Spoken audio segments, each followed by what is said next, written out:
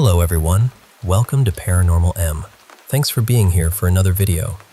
If you enjoy the stories tonight, please give the video a like, and if you've had an unexplained experience of your own, feel free to send it to me.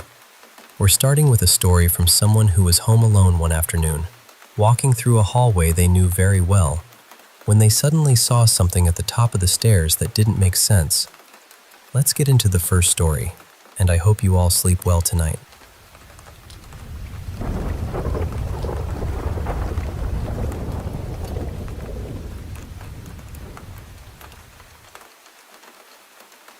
So, this happened around 4 years ago, during the summer after I finished high school early. I had graduated in January, and honestly, I was in this strange, empty pocket of life. I didn't have a job yet. I didn't have a car. I didn't really have responsibilities pulling me anywhere. Most days, I was home alone, just kind of drifting through the hours. And one habit I picked up, for whatever reason, was pacing the upstairs hallway. I mean pacing for hours, not 10 minutes, not a little walk back and forth. I'm talking most of the day, sometimes 12 or 13 hours, just walking from one end of the hall to the other. Because of that, I got really familiar with that hallway. I knew what every shadow looked like at noon, what changed when the sun moved, what shapes appeared in the corners of my vision. I knew how the light hit the walls, the doors, the stairs. So when something looked wrong, I noticed. That day, my phone was charging in another room, so I didn't have anything distracting me. It was the middle of the day. The upstairs was bright. Nothing about the house felt creepy. It was just quiet. The layout was simple. The stairs came up to the second floor facing a bedroom door. Then, when you turned right, the hallway stretched down toward the other rooms. I was near the far end of the hall when I turned around, and I stopped. Actually, I think I stepped back a little. It felt like I wasn't fully inside the moment anymore. I don't know how else to explain it. It was like I was suddenly watching the hallway instead of standing in it. Then my vision changed. The best way I can describe it is this. Imagine someone placing a clear plastic sheet over a bright photograph. Like those old classroom projectors, where the teacher would write on the plastic layer, and it looked like the writing was on the worksheet underneath, even though it wasn't. That's what it felt like. Like the real hallway was still there, completely normal, but another image had been placed over it. And at the top of the stairs, right where the staircase opened into the hallway, there was a dog. At least, it had the body of a dog. It looked like it had been walking up the stairs and paused halfway, with its front paws already on the second floor, and its back legs still a few steps below. But the face was human. Not vaguely human, not just kind of weird. It had the full face of a man, and the strangest part was that it didn't look threatening. It didn't look startled either. It looked annoyed. It stared at me like someone who had been trying to sleep downstairs and got woken up by me pacing back and forth all day. Not furious, not evil, just tired and irritated, like, really?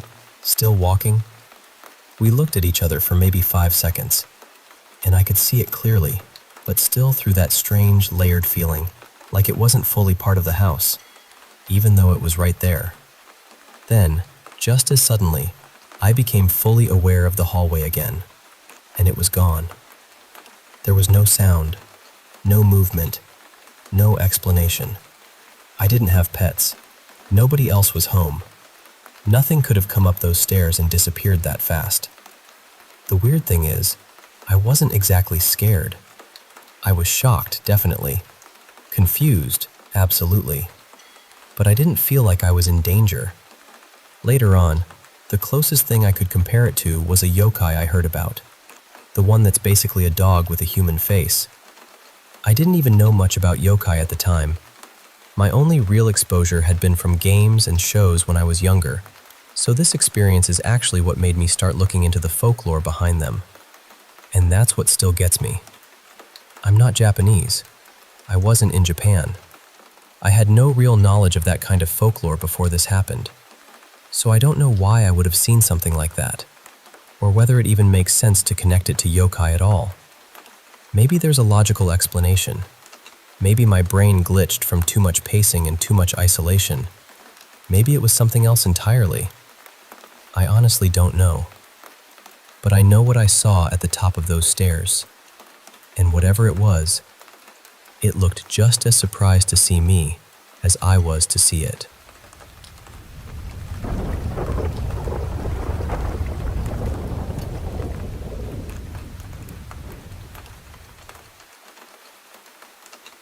You know, when I was just about 10 years old, I had this nightmare. One of the most vivid, terrifying dreams I've ever had in my life. I was standing at the top of the stairs, saying goodbye to my parents. The house was quiet. That kind of quiet that makes every little creak sound louder than it should. Then, out of nowhere, I felt this presence behind me. I turned around slowly, heart thudding in my chest. And there it was, a huge, black, shadowy figure looming over me. It was massive, like it swallowed all the light around it. And the creepiest part?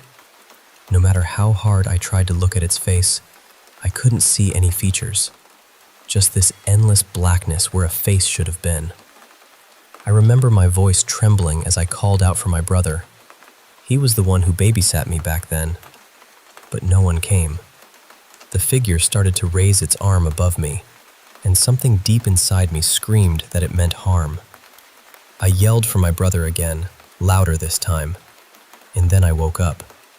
Cold sweat all over, heart pounding so hard I thought it might burst. I'd never been so scared in my entire life, and yet, somehow, I found some small comfort in the fact that it was just a dream, just my imagination running wild. Fast forward a few months to Christmas of 2003. It was late, around 11 p.m., and I was coming downstairs to get a glass of water. The house was quiet, the kind of quiet that only happens when everyone's been tucked away in bed for hours. As I passed the living room, the door was wide open, and of course, being a kid, I stopped to look at the Christmas tree. It was glowing softly, the twinkling lights casting gentle shadows across the room. My parents were upstairs asleep, and I could hear my brother in his room, the faint sounds of video games buzzing through the walls. I made my way to the kitchen, grabbed a drink, and on my way back, I paused again at the living room door. That's when I saw it. A tall figure sitting in the chair by the window, completely swallowed in shadow. My heart hitched in my throat. For a moment, I thought maybe it was my dad, out having a late-night cigarette, but the silence told me otherwise. I called out softly, "Dad?" No answer. The shadow just sat there, utterly still. Then, as I watched, I noticed the orange glow of the streetlight shining through the figure, like it was partly see-through. It was so surreal, I thought maybe I was dreaming again. I even pinched myself, the way kids do when they're not sure if something's real or not. Nothing changed. The adrenaline surged through me, cold chills crawling up my spine. I was terrified. Without thinking, I bolted for the stairs, nearly spilling the water all over myself. From the top, I looked back into the living room, and I saw the shadow stand up from the chair and start moving toward me. It moved like a man, but everything about it was wrong. The way it was transparent, the way it glided silently. I ran the rest of the stairs, almost tripping, and burst into my brother's room. He was still there, lost in his game. I just stood there, catching my breath, listening. Then I heard my dad cough from his bedroom upstairs. That's when I knew. Whatever that thing was, it wasn't either of the men in my house. That night, I shared my brother's room. He didn't complain, probably sensing how shaken I was. But I never spoke of the shadow. As time passed, I tried to push it out of my mind, convincing myself it was all in my head. Maybe just a trick of the light, or stress. Then, about a year ago, something happened that shook me all over again. I had a dream, or maybe a waking dream, around 5 a.m.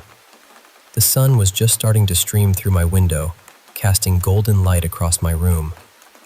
I was lying in bed, staring at my bedroom door, when I saw it. That same huge shadow figure, as tall as the door itself, with the outline of a head, shoulders, arms, and torso. No face, no features, just blackness, yet I could see the door through it, like it wasn't solid. My heart literally jumped into my throat. I shot upright and screamed, a scream so loud it must have echoed through the whole house.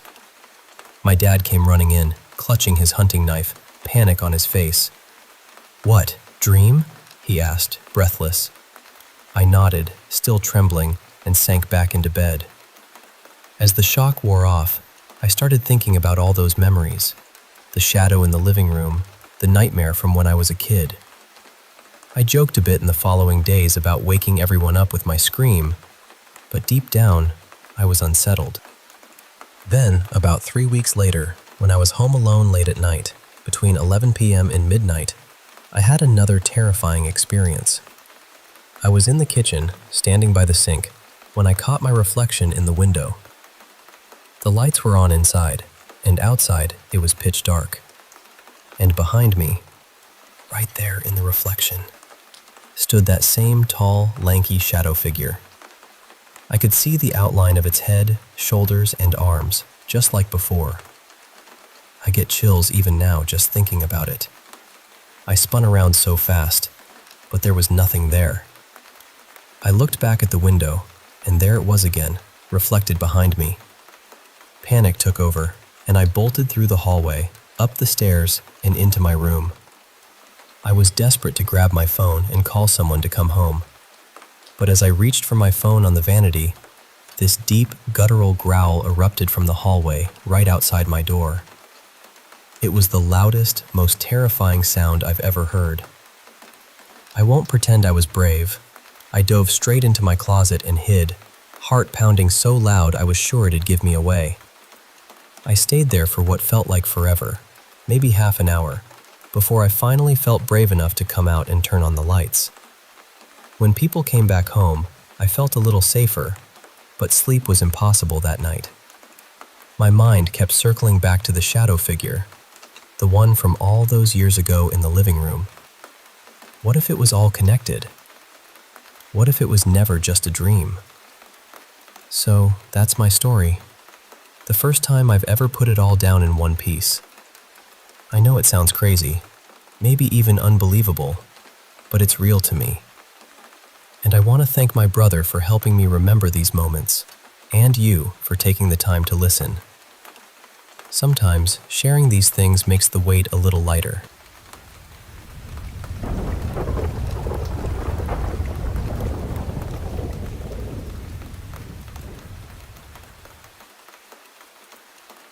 Hey, I want to share with you something that still gives me chills whenever I think about it. It happened a few years ago, and honestly, I'm not even sure if it really happened, or if it was some vivid dream my mind cooked up. But the feeling it left me with? That's very real. So, picture this. I live in an old neighborhood in Chicago, not the bustling downtown, but a quiet, working-class area filled with these really old brick houses. They haven't been touched or remodeled in decades, which gives the whole place this timeless, almost forgotten vibe. It's the kind of neighborhood where the streets hold stories, even if no one talks about them anymore. One summer Saturday night, I went to bed pretty early. Normally there's not much happening around here after dark. No nightlife, just the occasional distant bark of a dog or a car passing by. That night, I fell into a deep, peaceful sleep, and then, out of nowhere, I woke up. There was no noise, no disturbance, just me, wide awake in the dark. Now here's the strange part. I felt this urgent, strange pull inside me, something I had never felt before. I didn't question it. I just got up, threw on some clothes, and stepped outside. It was like some invisible force was guiding me, and oddly, it felt perfectly right, even though I had no idea what I was doing. As I reached my front stoop, I noticed something off. The streetlight right in front of my house was dimmer than usual, flickering softly. I glanced to my right. Every streetlight on that side was the same way, barely glowing. Then I looked left, down my block, and this is when things got surreal. The street itself, it was lowered, and smack in the middle of it was this massive tunnel entrance made of old, dusty bricks, about 10 feet tall. It looked like it had been there forever, forgotten and untouched. Normally, I'm not the type to be curious, but for some reason, I felt drawn to it. It was like the tunnel was calling me. As I got closer, I saw a huge pool of water stretching back into the tunnel, curving sharply to the right. The pool was lit from beneath, glowing with a soft, eerie light that made everything around it shimmer. The night was absolutely silent. No cars, no people, no lights on in any of the houses. It was like the world had gone silent, just for me. Despite the oddness, I decided to go in. I climbed into the pool. It wasn't deep, maybe 4 feet, so I could walk or swim if I wanted. I chose to walk, curious about what lay ahead. Minutes passed as I followed the water's path, the soft glow lighting my way through the tunnel. Then, I saw it. An exit, just like the entrance I'd come through. I stepped out of the water and onto the old brick road. But now, I wasn't in my neighborhood anymore. Trees surrounded me, dense and silent. Up ahead, there was a massive building, looking like an old banquet hall, or maybe an old circus tent, decorated with faded streamers and flags. The darkness pressed down around it, except for the warm, golden light spilling from its windows. Curiosity nudged me forward. I circled the building, finding an old stack of wooden crates beside a side door. Peeking inside, I saw a grand event happening. People dressed up, dancing and mingling like it was some kind of town ball or social gathering. The music was hauntingly beautiful, a strange blend of classical and country sounds I'd never heard before. Then, that strange urge hit me again. The feeling that everything was exactly as it should be, like I was being pulled by something beyond me. Against my better judgment, I stepped through the door near the crates, and suddenly, everything froze. The music kept playing, but every single person stopped moving mid-step. They all turned, slowly, in unison to look at me. Their faces were blank, hollow, almost cautious, as if I was an intruder in a world I didn't belong to. That moment snapped me back to reality. Fear crashed over me like a wave. I backed away slowly, heart pounding, then broke into a desperate sprint. I dashed through the doors, down the road, back into the tunnel. I didn't dare look behind me. The fear of what might be there pushed me forward. I plunged into the pool, swimming hard back the way I came. The glowing water was cold but comforting, guiding me safely out. When I finally burst out of the tunnel's entrance back onto my block, my breath caught in my throat. The tunnel was gone. Completely. The street was just a normal street again, with streetlights shining brightly and houses with warm lights on inside. It was like the whole thing had never existed. Still shaken, I ran inside and collapsed on my bed. My mind whirled with disbelief and exhaustion. I must have blacked out from the sheer anxiety and fatigue because the next morning, I woke up lying in bed thinking, what a horrible dream. But then, I noticed something that made my skin crawl all over again. My shoes were on, my clothes were still on, and my bed was soaking wet. Not just my pants, and no, I hadn't wet myself, but my pillow was drenched, like I'd just stepped out of a shower and hadn't dried off. Even my shoes were soaked. I've never forgotten that moment. That impossible mix of waking up to a strange reality where I was both in and out of that other place. I still don't know if it was a dream, some kind of alternate reality, or something else entirely. But whenever I walk outside at night and see that streetlight flicker, I wonder if that tunnel might still be waiting somewhere, just beneath the surface, for me to find it again.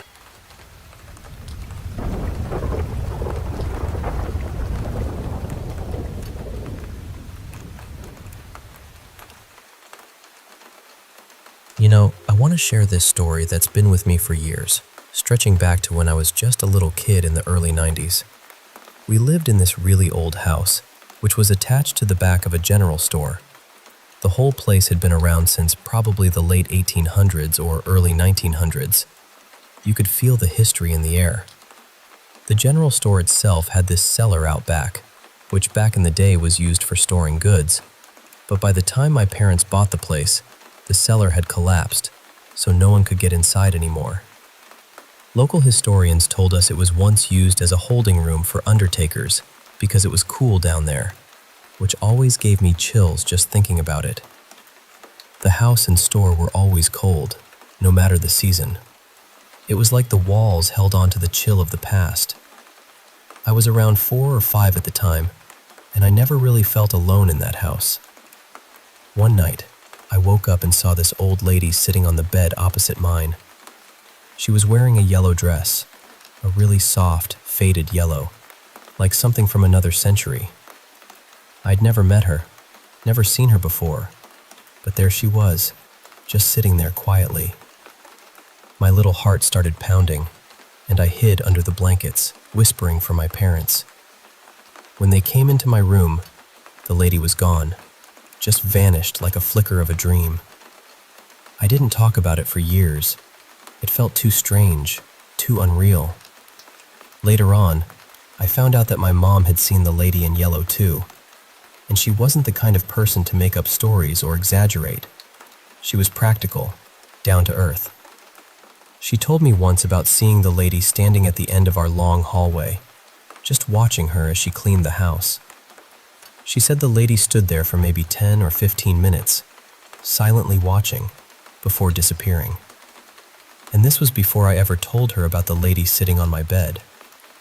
But there was one encounter my mom had that she says she'll never forget. See, around that time, this woman, we'll call her Sharon, started hanging around our family. She was trying to get close to my dad. I don't know all the details of what happened between them, but eventually, my parents divorced. One day, my mom confronted Sharon in our lounge. They got into a pretty heated argument, and my mom told her to leave, opening the front door and asking her to get out. As Sharon turned to leave, she stopped just at the door and started hurling insults at my mom. Then, something incredible happened. Sharon lifted a finger to point at my mom, and suddenly there was this massive gust of wind, like it came from inside the house itself, and a flash of yellow light. The next thing my mom remembers, Sharon was lying on the ground outside, pushed backwards right out the door. She was pale as a sheet, scrambled to her feet, and just ran off without saying a word. Only my mom and I ever saw the lady in yellow. My dad lived in the house for years after the divorce, and told everyone we were just making things up. My brother never saw her either. But I like to think that maybe my mom and I share a connection with the lady in yellow. Maybe we have some kind of gift, or maybe she chooses to show herself only to certain people. Whatever it is, I've always felt she was a protective spirit, watching over us quietly in that old, chilly house, ready to step in when we needed her most.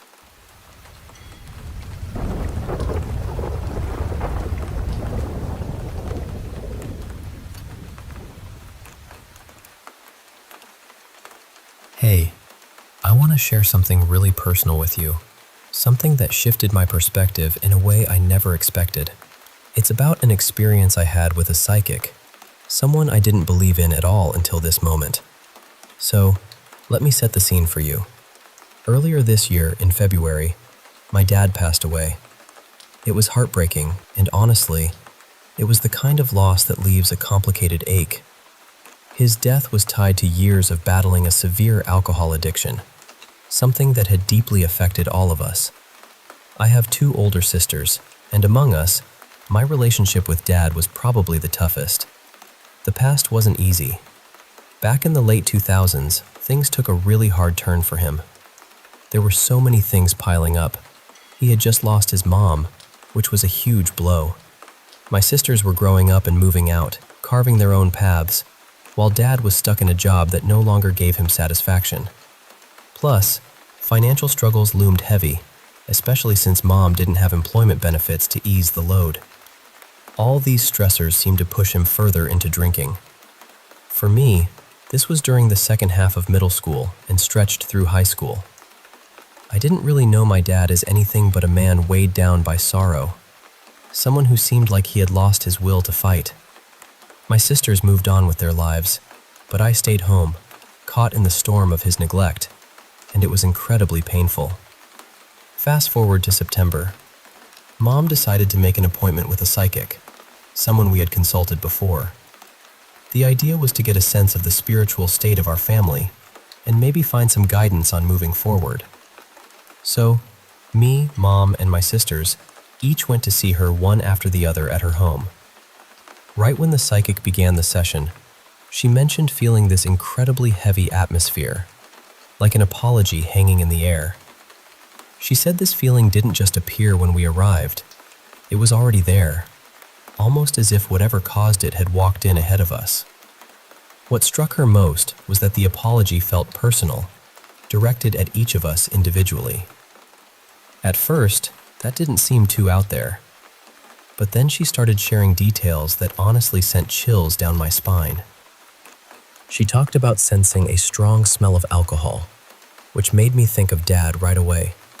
Then she mentioned seeing something like blood clotting inside someone's body.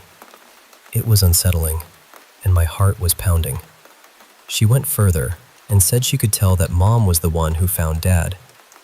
She described how Mom had stopped just before opening the door, almost frozen by an instinct that something terrible had happened.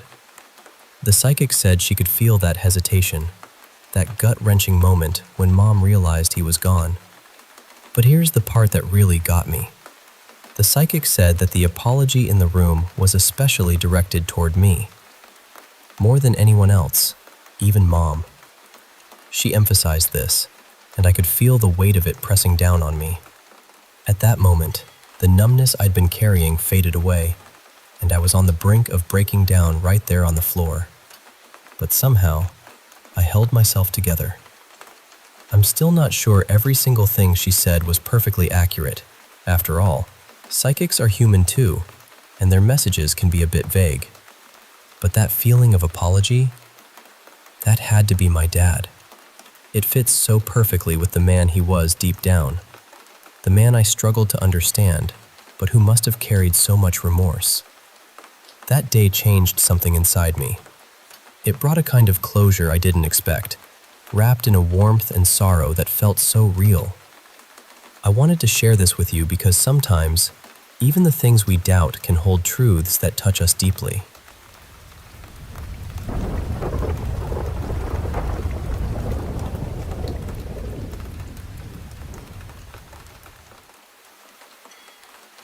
Hey, I want to share something with you. Something a bit personal and, honestly, a little scary. It all starts with my fear of mirrors. Now, I know a lot of us, when we were kids, did the whole Bloody Mary chant thing.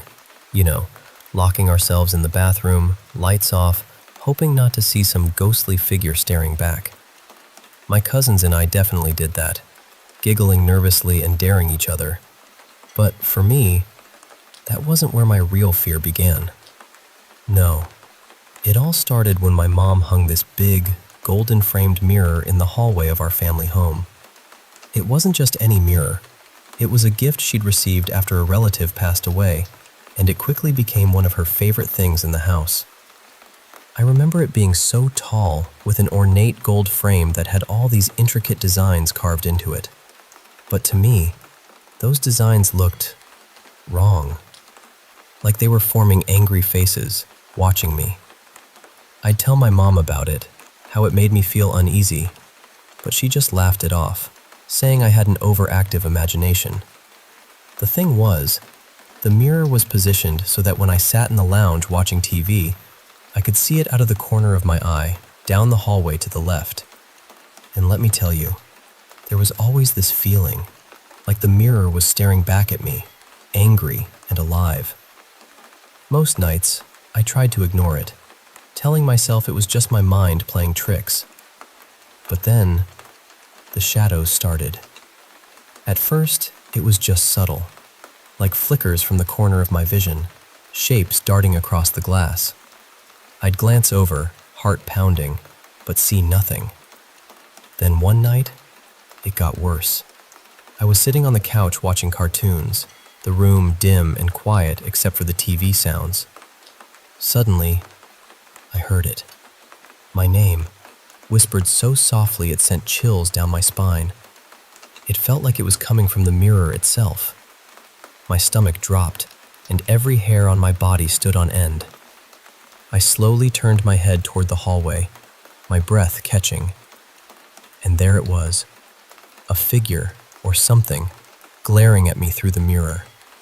Its eyes burned into mine, full of hatred. For a terrifying moment, I just froze, wanting to scream or run, but unable to move. Then, without warning, the mirror crashed to the hardwood floor with a thunderous bang. I sat there, stunned and shaking, when suddenly I heard my mom's hurried footsteps rushing down the hallway. Her gasp filled the quiet, and she immediately knelt beside the shattered glass. "What happened?" she demanded, her voice sharp and scared. "Did you do this?" "No," I stammered, cheeks flushing with embarrassment and fear. "There was someone there. It just fell." Her tone didn't soften. She told me firmly there was no one else home, just the two of us. She said my dad had checked the mirror's hooks multiple times and it was secure. "Objects don't just jump off walls," she said, holding the now cracked mirror carefully. I remember the crack, a jagged line running straight down the center of the glass. It looked like the mirror itself was broken, scarred. Mom tucked the mirror under her arm, muttering about getting it fixed, and put it away in a closet. As for me, I was grounded that night for lying about a serious incident. I was angry, but also relieved I wouldn't have to face that mirror for a while. Not long after, my dad got a promotion that moved us to a new town. We left the old house and that creepy mirror behind. I never asked about it again, and for years, I didn't have any more weird experiences with mirrors. Until just a few months ago. Life was going great then. My husband and I had just bought our first house and were finally settling in. One evening, my mom came to visit, and I was so excited to show her how I decorated. She loved it. We spent the afternoon laughing and chatting, sipping coffee on the enclosed porch as the sun dipped behind the hills. When it was time for her to leave, I walked her to her car. Then, out of nowhere, she gasped, "Oh, I almost forgot." She reached into the back seat and pulled out a large package wrapped in shiny sky blue paper. "I couldn't come without bringing my baby girl a housewarming gift." I smiled, starting to tear the paper apart. But then, as the wrapping fell away, my smile froze. There it was, my reflection staring back at me, but framed by that same golden, creepy frame. The one I'd hated as a kid. "Do you remember it?" Mom asked, her voice warm and excited. "You loved it back then, and now it's time to pass this beautiful piece to you." I swallowed hard, heart pounding. "Yeah, I remember," I managed, though inside I was confused and uneasy. Where had she found it? Why was the crack gone? Did she not remember how much it terrified me? "It'll look gorgeous right in your entryway," she said, eyes sparkling. "Right above the side table you showed me." I forced a smile and nodded. I didn't want to upset her, not when she was so happy. "I have to run," she said, climbing into her car. "Send me pictures when you hang it, okay? Love you so much. I'm so proud of you." She blew me a kiss and drove off into the twilight. I stood there in the growing darkness, holding the mirror, feeling a cold knot of dread tighten in my chest. I had no idea what horrors awaited me in the weeks to come, but I knew one thing. This mirror was far from ordinary, and whatever was trapped behind that golden frame was waiting for me, watching, reflecting more than just my face.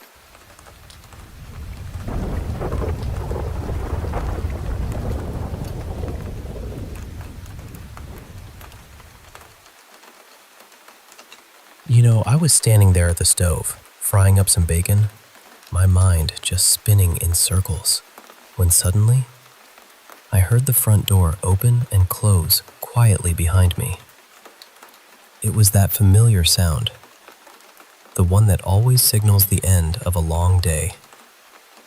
"Honey, I'm home," my husband Mark called out with his usual warmth. I glanced up at the kitchen clock. It was exactly 10 p.m. Mark had been working late again, which, meant dinner was going to be late for us tonight. I wiped my hands on a towel, trying to shake off the unease that had settled deep in my stomach. As I walked into the entryway, there stood Mark holding that large, unsettling mirror. The way he looked at it, curious but cautious, it made my heart tighten painfully, and I felt bile rise at the back of my throat.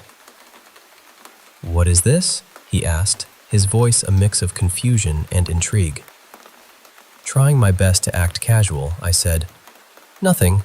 Ready to eat? Breakfast for dinner." I plastered on a smile, but inside, I was anything but calm. Mark sniffed the air and grinned. Sure smells good. But come on, I know you too well. What's really going on with that weird mirror?" My smile faltered. All evening, I'd been wrestling with what to do about that cursed thing. I'd almost decided to smash it into tiny pieces in the backyard and then burn the shards until nothing remained. Until my phone buzzed with a text from my mom, reminding me to take pictures of it displayed in our home. So there it sat on the tile floor, leaning against the side table my mom had insisted was the perfect spot for it. As much as I hated to admit it, she was right. The mirror did look best there. "Mom came by," I said, trying to sound as casual as possible. "It's a housewarming gift." I shrugged and went back to the kitchen to plate our meals. Mark chuckled, shaking his head. "Your mom couldn't just write your name on a gift tag like a normal person?" I turned and saw him standing there, the creepy mirror still in his hands. "What?" I asked, still confused about what he meant.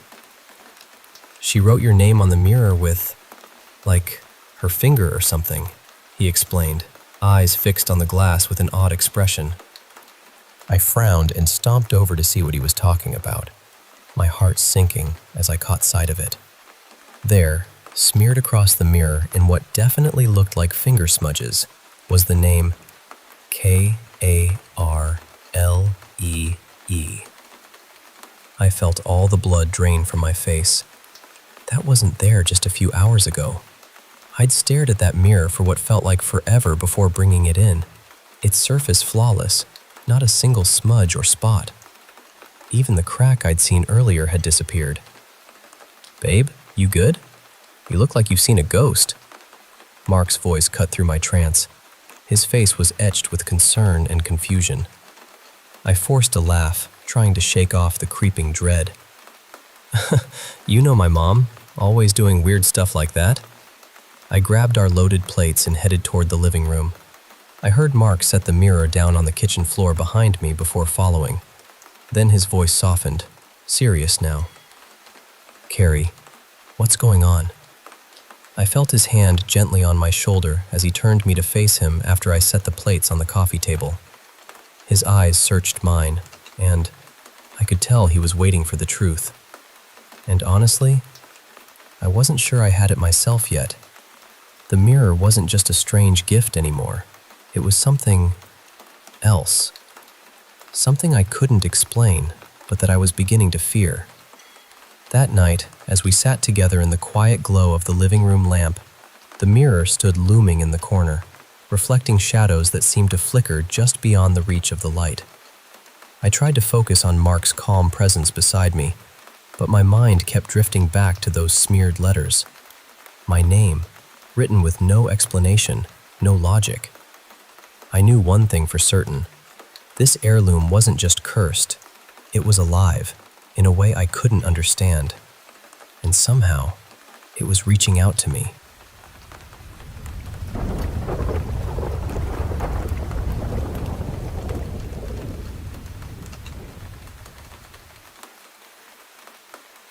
You know, I was standing there at the stove, frying up some bacon, my mind just spinning in circles, when suddenly I heard the front door open and close quietly behind me. It was that familiar sound, the one that always signals the end of a long day. "Honey, I'm home," my husband Mark called out with his usual warmth. I glanced up at the kitchen clock. It was exactly 10 p.m. Mark had been working late again, which, well, meant dinner was going to be late for us tonight. I wiped my hands on a towel, trying to shake off the unease that had settled deep in my stomach. As I walked into the entryway, there stood Mark holding that large, unsettling mirror. The way he looked at it, curious but cautious, it made my heart tighten painfully, and I felt bile rise at the back of my throat. "What is this?" he asked, his voice a mix of confusion and intrigue. Trying my best to act casual, I said, "Nothing. Ready to eat? Breakfast for dinner." I plastered on a smile, but inside I was anything but calm. Mark sniffed the air and grinned. Sure smells good. But come on, I know you too well. What's really going on with that weird mirror?" My smile faltered. All evening, I'd been wrestling with what to do about that cursed thing. I'd almost decided to smash it into tiny pieces in the backyard and then burn the shards until nothing remained. Until my phone buzzed with a text from my mom, reminding me to take pictures of it displayed in our home. So there it sat on the tile floor, leaning against the side table my mom had insisted was the perfect spot for it. As much as I hated to admit it, she was right. The mirror did look best there. "Mom came by," I said, trying to sound as casual as possible. "It's a housewarming gift." I shrugged and went back to the kitchen to plate our meals. Mark chuckled, shaking his head. "Your mom couldn't just write your name on a gift tag like a normal person?" I turned and saw him standing there, the creepy mirror still in his hands. "What?" I asked, still confused about what he meant. "She wrote your name on the mirror with, like, her finger or something," he explained, eyes fixed on the glass with an odd expression. I frowned and stomped over to see what he was talking about, my heart sinking as I caught sight of it. There, smeared across the mirror in what definitely looked like finger smudges, was the name Karlee. I felt all the blood drain from my face. That wasn't there just a few hours ago. I'd stared at that mirror for what felt like forever before bringing it in. Its surface, flawless. Not a single smudge or spot. Even the crack I'd seen earlier had disappeared. "Babe, you good? You look like you've seen a ghost." Mark's voice cut through my trance. His face was etched with concern and confusion. I forced a laugh, trying to shake off the creeping dread. "You know my mom, always doing weird stuff like that."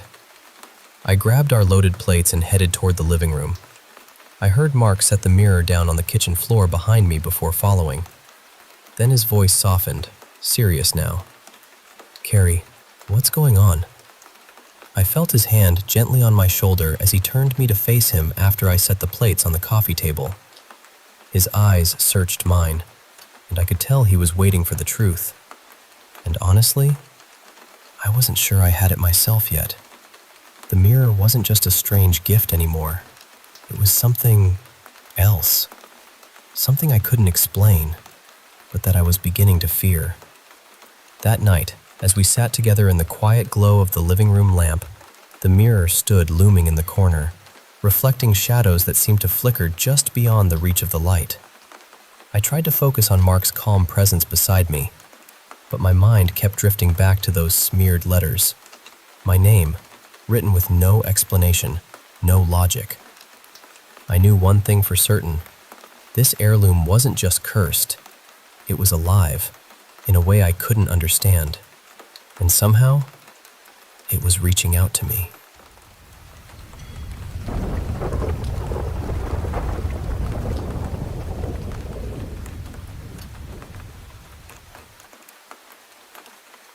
You know, when I was a kid growing up in a small town in the Philippines, I had this neighbor named Amelie. She was about my age, a slight girl with long, sleek black hair that fell straight down her back, and her skin was pale, much paler than most kids around me. I remember this so clearly because, back then, I was curious why she looked so different. One day, I asked my mom about her. She told me Amelie's fairness was probably because she was mestiza, mixed blood, and that she was hardly ever allowed to play outside.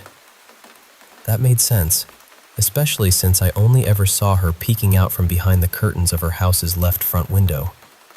She never came out to play with us, the other neighborhood kids. And there was always this one thing that made her stand out even more: a yellow ribbon tied in a perfect bow around her neck. No matter what she wore, that ribbon was always there, bright and neat, which seemed so odd in the tropical heat we lived in. As the years went by, I caught glimpses of Amelie watching the street while we played outside. Sometimes I'd wave at her, hoping she'd wave back, but it just seemed to scare her. She'd disappear quickly, and I wouldn't see her again for days. The other kids called her a multo, a ghost, and warned me I'd be haunted if I tried to talk to her. But I never believed that. I just felt sorry for her and wanted to be friends. On my 7th birthday, I decided I wanted to bring her a piece of my birthday cake and invite her to play. I asked my mom if I could, but she was hesitant. She didn't know Amelie's parents and didn't want me going to some stranger's house. That's when I realized I'd never actually seen Amelie's parents come or go. Still, I insisted, told my mom that Amelie wasn't a stranger, but just someone I hadn't met properly yet. Eventually, she agreed. So, with a small plate holding a slice of mocha cake, I walked over to Amelie's house next door. The house was this old Spanish-style mansion, 3 stories tall, with big windows on each floor facing the street. Thick gray curtains covered every window, blocking any peek inside. The garden was empty, and huge iron gates blocked the sides and back. The only sign that someone lived there was Amelie herself, standing quietly in front of the left front window curtains. I waved to her, and before she could disappear, I held up the cake excitedly, pointing at it like, "Hey, look! Cake!" She paused, looked at me, then shyly pointed to the iron gate to the left. I walked over and saw there was a small hole in the gate where some bars had rusted away. Carefully, I squeezed through, holding the cake steady. Then, from a slightly open window on the side of the house, I saw a small hand waving. I made my way toward it and finally came face to face with Amelie. She smiled softly, took the plate from me, and then slipped back inside. From that moment, a friendship blossomed. Every week, I'd bring her something, a piece of cake, a candy, sometimes an ice pop when it got really hot. She always directed me to that same hole in the gate, and I'd carefully pass the treats through the partially open window. At first, she only said hi and thank you, but after some time, she started sharing bits about her life. She told me she was an only child. Her mother was often sick and bedridden, and her father was foreign. Whenever she mentioned her father, her voice would falter, and she'd look away. She was homeschooled by her mother, who mostly stayed in bed, so Amelie was never allowed outside. When I asked why, she said she had to care for her mom. That seemed fair enough, but there was one thing I was always curious about: the yellow ribbon around her neck. I asked a couple of times, but every time I did, the conversation would end abruptly. It was clear that was a subject she didn't want to talk about. This went on for almost a year, our quiet little friendship in the shadow of that old mansion. Then, on the night of my 8th birthday, I decided to bring Amelie the same mocha cake to celebrate our friendship. But when I got to the metal gate, something was different. The hole in the gate was gone. New iron bars welded in place. I felt a flicker of worry, but walked back to the window where she usually stood. I waited, tapping gently on the glass. Seconds ticked by, and just as I was about to leave, I saw her, Amelie's small frame appearing in the window. My heart leapt with joy, but then I noticed tears streaming down her pale face. My excitement froze as she put a finger to her lips, signaling me to be quiet. She was silently crying, trembling. Slowly, she reached behind her neck and untied the yellow ribbon. My stomach dropped when I saw what was underneath.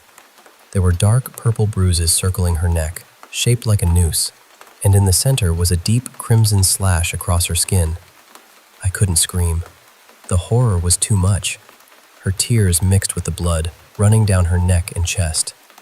She opened her mouth as if to say something, maybe to apologize for scaring me, but only a gurgled whisper came out. We stood there, silent and broken, tears streaming down both our faces. Then, almost as if she were saying goodbye, she whispered a faint, "Thank you," slipped through the thick gray curtains and disappeared. I was frozen, my mind racing, heart pounding. Slowly, I staggered back home and forced myself to believe it was a terrible nightmare.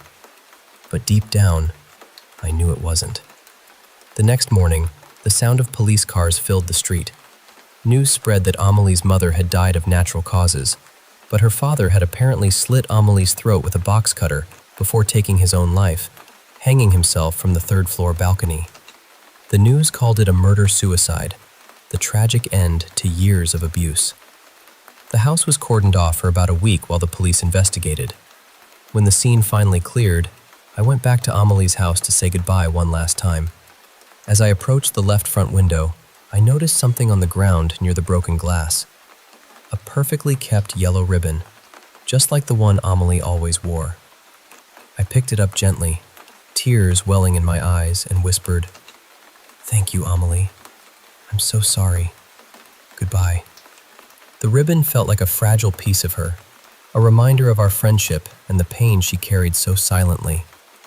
Even now, when I think back to those days, I can still see her there, standing by that window, the golden ribbon tied tight around her neck, a fragile beacon of kindness amidst the shadows.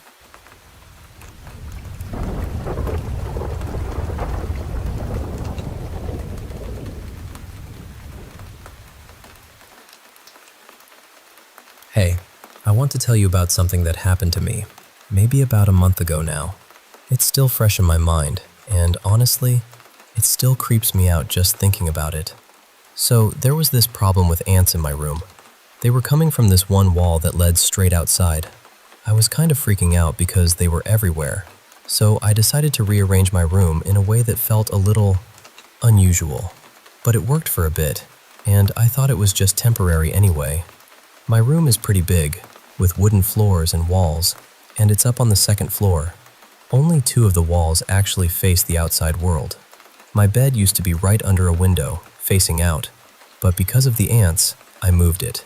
And here's the thing, I didn't just move it to another wall like a normal person might. Nope, I put it smack dab in the middle of the room. Yeah, I know, it sounds weird, right? I was worried the ants might sneak in from the other walls too, even though that didn't really make sense. I was getting paranoid, honestly. So now, my bed is right in the center, and behind it, there's this bookcase. It's one of those cubicle-style shelves, not fully packed, but enough to hold some books, little trinkets, and random stuff. You can actually see through it from both sides because it's not solid, kind of like a divider. At first, I didn't think much about it. It seemed fine. But then, things started to get strange. The first night after moving was okay. I slept like a baby. But as the nights passed, something changed. I started getting less and less sleep. It wasn't like there was a specific noise or anything obvious. It was just that I couldn't fall asleep. I'd toss and turn endlessly, and mornings became brutal. Simple chores, homework, they all felt impossible. I felt exhausted and on edge all day. Then came the 10th night. That was the one that really shattered everything. I was tossing and turning, like usual, probably around 4 a.m. I could barely make out the clock on my wall because my room was nearly pitch black. No nightlight, no streetlight sneaking in, just darkness. Suddenly, I heard this soft shuffling sound coming from behind my bed, like the slow, careful movement of books or something else on that bookshelf. It was so quiet, it made my skin crawl. My eyes snapped open immediately. You know that gut-wrenching feeling when you think you hear something but no one else is supposed to be there? That's exactly what I felt. Every hair on my body stood up like I'd just been doused in ice water. No one else was in the room. We didn't have any rats or mice, and I definitely hadn't let any pets in there. So, what the hell was that noise? For a few seconds, I didn't move. I was frozen, trying to convince myself maybe I was just imagining things. It's 4 a.m. after all. Lack of sleep can mess with your head, right? I was desperately hoping that was the case. But the sound didn't stop. It kept going, slow, deliberate. I stayed still until my breathing started getting louder, and I let out a shaky, breathy exhale. Then, just like that, the noise stopped. My heart was pounding so loud I thought it might burst out of my chest. I jerked my head up, every muscle in me tensed for fight or flight. I jumped out of bed and sprinted to the door. I opened it as fast as I could and bolted out of the room, not looking back once. I didn't see or hear anything on my way out, and honestly, I didn't want to. I walked my mom up and told her what happened. She reminded me about this weird clicking sound I used to hear when we lived in our old house, but I tried to explain this was different. She didn't really believe me, and honestly, I didn't blame her. I don't believe in ghosts or anything supernatural, but I had no idea what else it could have been. That night, she let me sleep in her room, but I barely slept at all. I just stared at the empty space next to the bed, drenched in sweat. My hair was soaked. I'd never felt fear like that before. It was all-consuming, like something out of a nightmare that refuses to end. The next night, I kept the light on for a little bit of comfort. I kept checking behind the bookshelf, making sure nothing was there, but sleep still wouldn't come. I was sweating again, and looking back, I probably should have just stayed with my mom again, or even pulled an all-nighter. But I convinced myself my mind was playing tricks on me. It was all too unreal. But then it happened again, and this time, it was worse. So much worse. I was just about to drift off, that hazy, dreamlike state right before sleep, where your thoughts get all jumbled and strange. My eyelids were heavy, and I felt weak. Then, the light went out. Instantly, every part of my mind snapped awake. Before I could even move, I heard that shuffling again, faster this time, like something was moving with more urgency. I didn't wait to hear more. I leapt out of bed and glanced toward the bookshelf. What I saw will haunt me forever. Behind the bookcase, hunched over, was something. I caught a glimpse of a discolored hand, long claws gripping the edge of the shelf. I couldn't see a face or even its full form, but whatever it was not human. It wasn't any animal I'd ever seen. I didn't hesitate. I ran. My heart was pounding so hard I almost tripped over my own feet as I bolted out of the room. I yelled for my mom as I rushed down the stairs, breathless and terrified. I told her everything, begged her not to go in alone, and we grabbed kitchen knives and flashlights together. I stayed close behind her the entire time. When we returned to my room, the door was closed, and the lights were on inside. We stepped in, shining our flashlights all around, but there was nothing. No mess, no moved books, no sign that anything had been there. It was like I'd never left. But I know what I saw.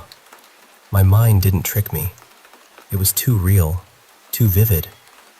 I still don't know what it was, but I can't shake the feeling that whatever it was, it's still there, watching from behind that bookshelf.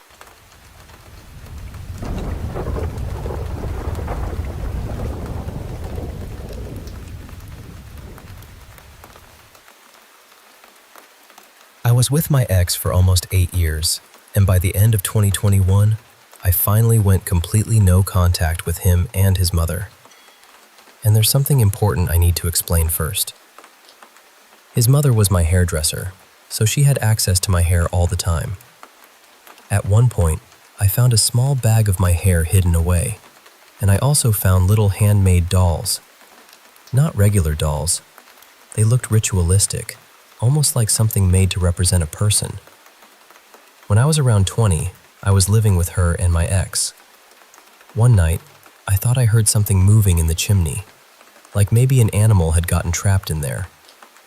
I grabbed a light and looked inside, expecting to see a squirrel or a bird. But instead, I saw this black shape, almost like an orb, just sitting there in the dark. My mother practiced spiritually, so I knew enough to understand that what I was seeing was not normal. That night, I dreamed about it. Whatever it was, it felt aware of me. Not long after that, I moved out, ended the relationship, and went pretty far away. But the thing did not just disappear. It started showing up in dreams and in little moments that felt impossible to explain. In the dream, it looked almost fox-like, but wrong. Like it was bleeding darkness instead of blood. A few times at night, I saw what looked like red lightning flickering low to the ground. Every time it happened, this awful chill would run through me, and I would feel like I had to get inside immediately. One night, I was doing my hair in the mirror around 3 or 4 in the morning. Out of nowhere, I felt this sharp, searing pain in my back, right along my spine. At the same time, this horrible fear hit me so hard that I spun around in panic. I was so terrified that I actually peed myself. I still have a scar there. A little while after that, my stepsister, 2 of her friends, and I all saw it. By then, I had gotten sage and was trying to protect myself, but I was still young and honestly did not really know what I was doing. This thing was on all 4s, but its limbs were bent in ways that did not look natural. It had a long neck or head, and I remember thinking there might have been something like a horn on top. Some parts of it are clear in my mind, and other details are blurry because I was so scared. What I remember most is that it seemed to ooze darkness. It moved fast, almost skittering, and went under the trampoline while I was holding the sage. Somehow, I managed to seal it in a cellar, but eventually, that cellar was opened again. Later on, I got back together with my ex, and during the time we were together again, the entity stopped. Completely. It was just gone. Then we broke up for good in 2021, and when I cut contact with both him and his mother, it started again. Something banged on my bathroom window one night, and that same heavy dread came back. I ended up paying someone to do a cord cutting, and after that, things were quiet for a few years. Around that same time, though, my health started going downhill. I thought the cord cutting had worked, but now, I do not think it did. I have moved several times since then, so I know she could not have buried anything on my property. That is why I keep coming back to the hair. She had my hair. She had access to it for years. About a year ago, I found what looked like a claw mark high up on one of the windows. I know I should have blessed the house then, but I didn't. I think part of me was just trying to hide from it, spiritually speaking. Like if I stayed quiet enough, it would not notice me. But recently, it got worse. My husband and I started feeling watched from the backyard. Not just uncomfortable, watched. The whole area started to feel wrong, and then I felt it again. It came back. I did a polarization ritual on myself and my husband because I felt like it was trying to attach itself to him. I also blessed the entire property. Now I'm planning to burn a lock of my own hair and make it useless, so whatever connection exists through it can't be used anymore. But I need to ask, is there anything else I can do? I also want to be clear about something. I was told growing up that we have Cherokee, Apache, and Cree ancestry, but I have always identified as white on forms and in daily life. I do not want to appropriate Native culture in any way. That is not my intention at all. I have just tried every method I personally know, and because I believe this may have been sent by someone Native, I am wondering if that is why the non-indigenous spiritual work I've tried has not fully touched it. I'm scared. I'm tired. And I really need help.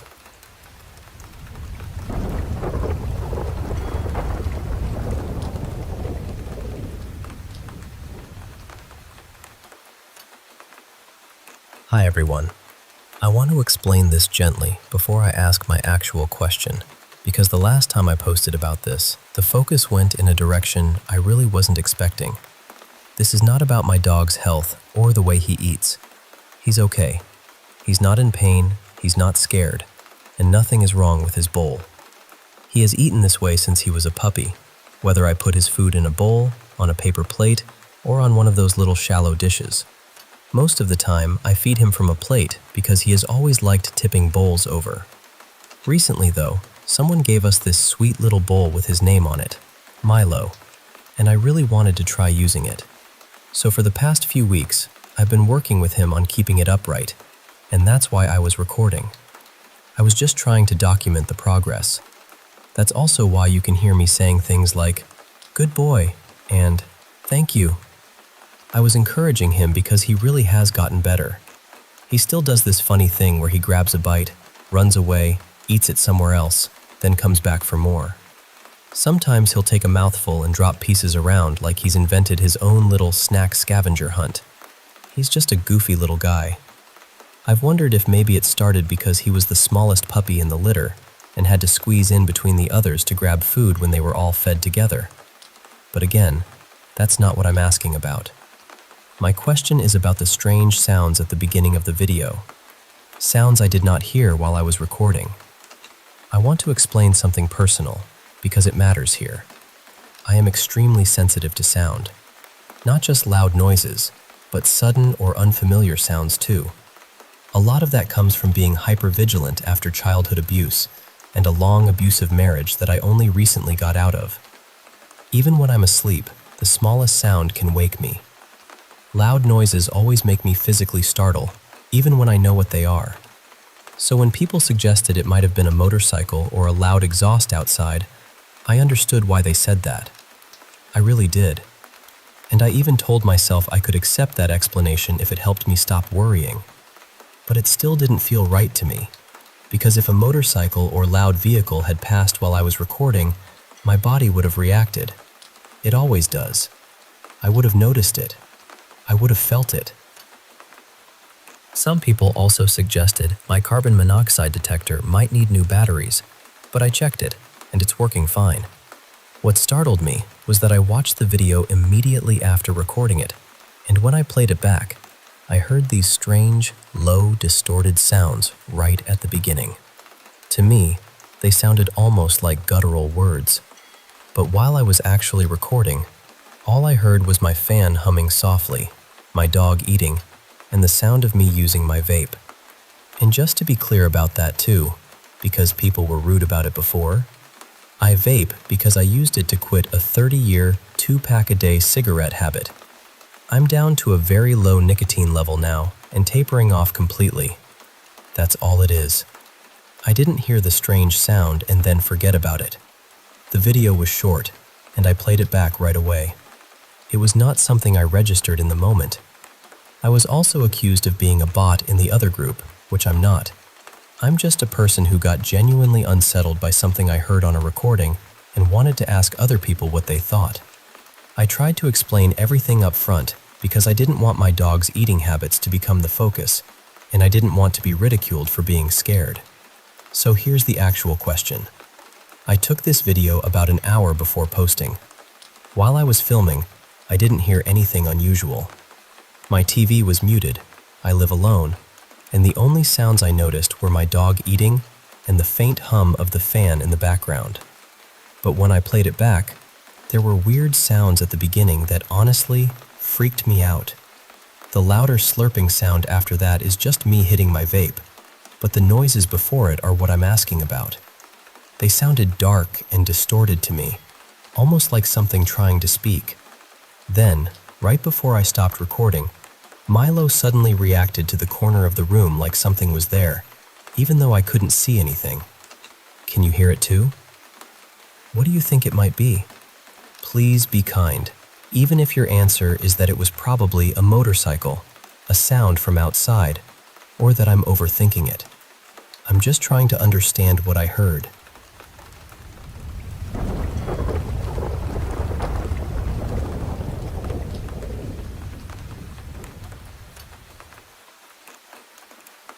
I lived in the same apartment for almost 18 years. I grew up there, so in a lot of ways it was home.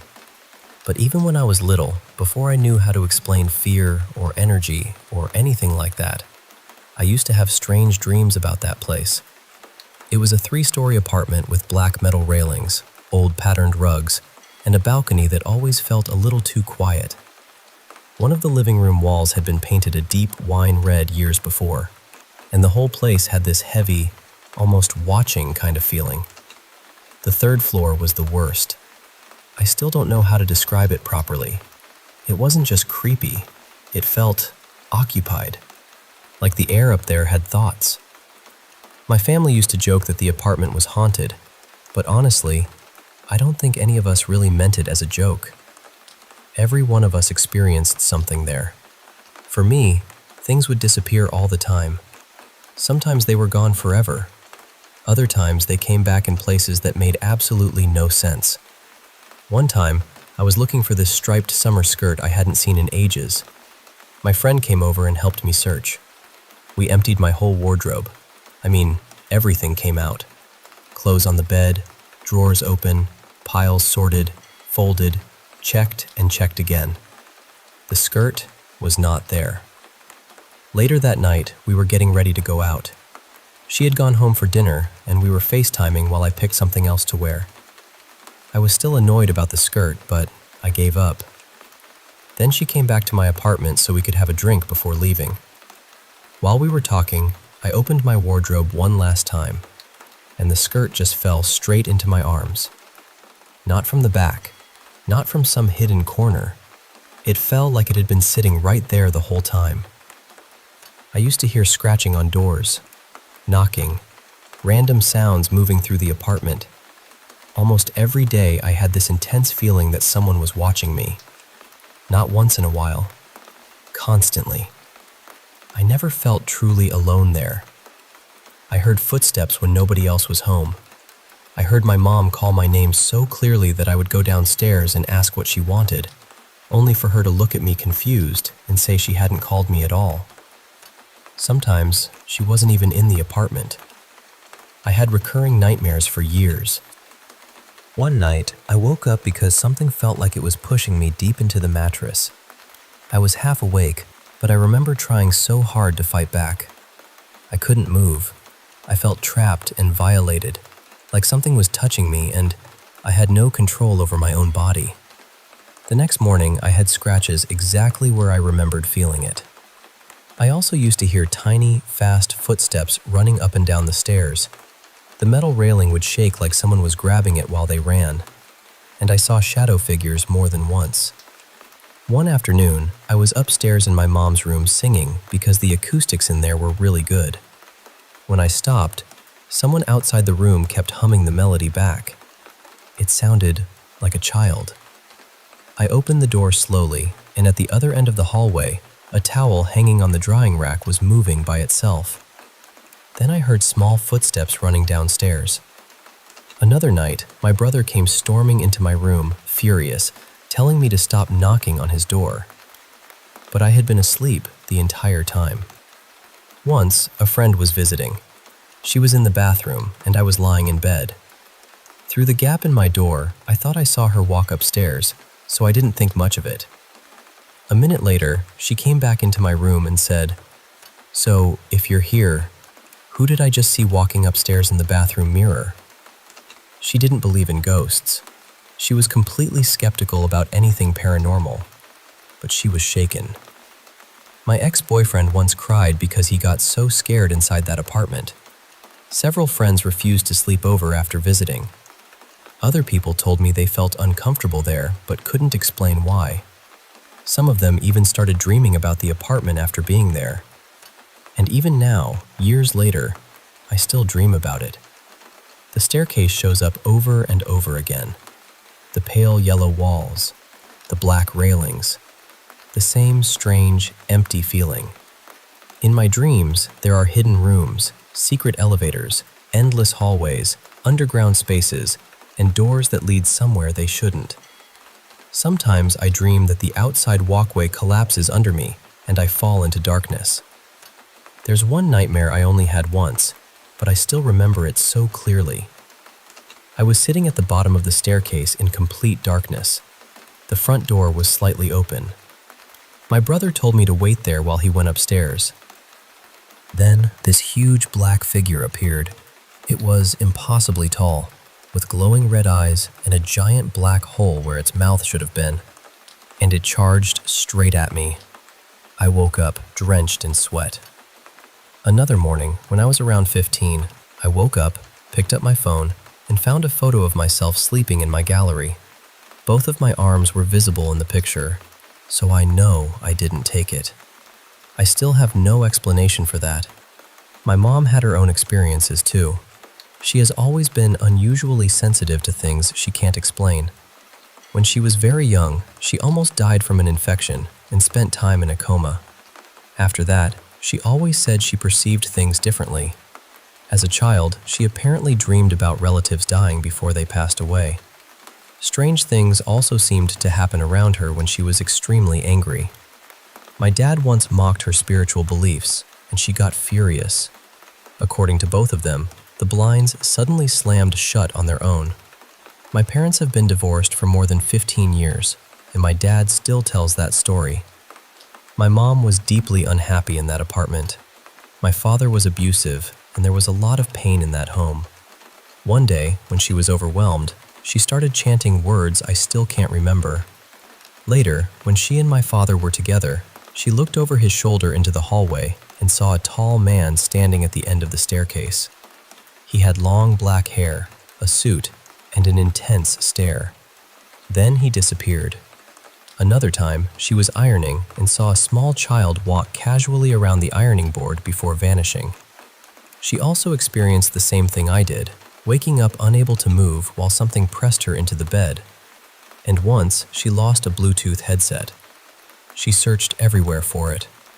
A year later, she found 2 identical headsets sitting together at the bottom of the staircase.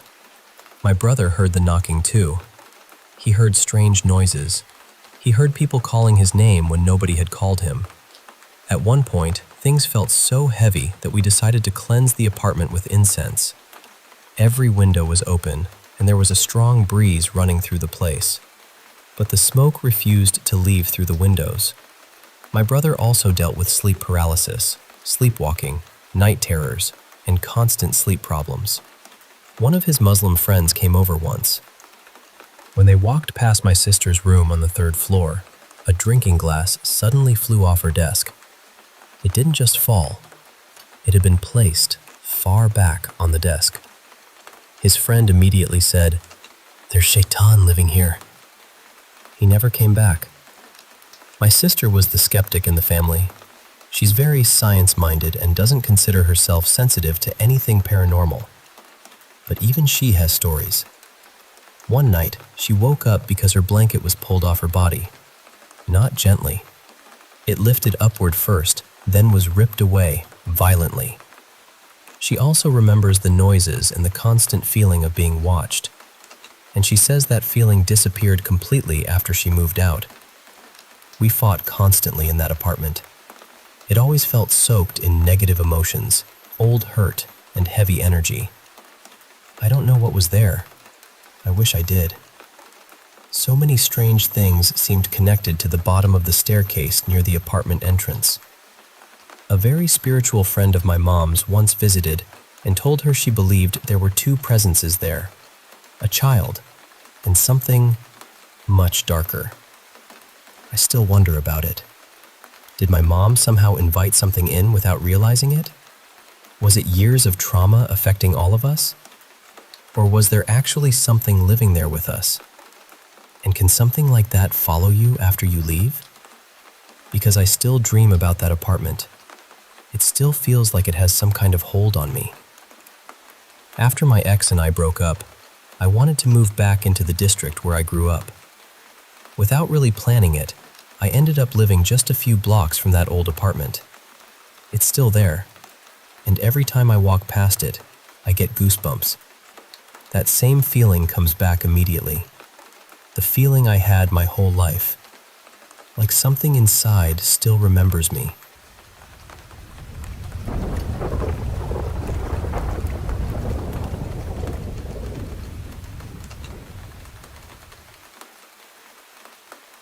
Hey there, it's Diego Gomez speaking. You might remember me from the Slice of Strange blog and podcast. Today, I'm going to share a chilling story that's been tucked away in the shadows of Siberia's icy expanse.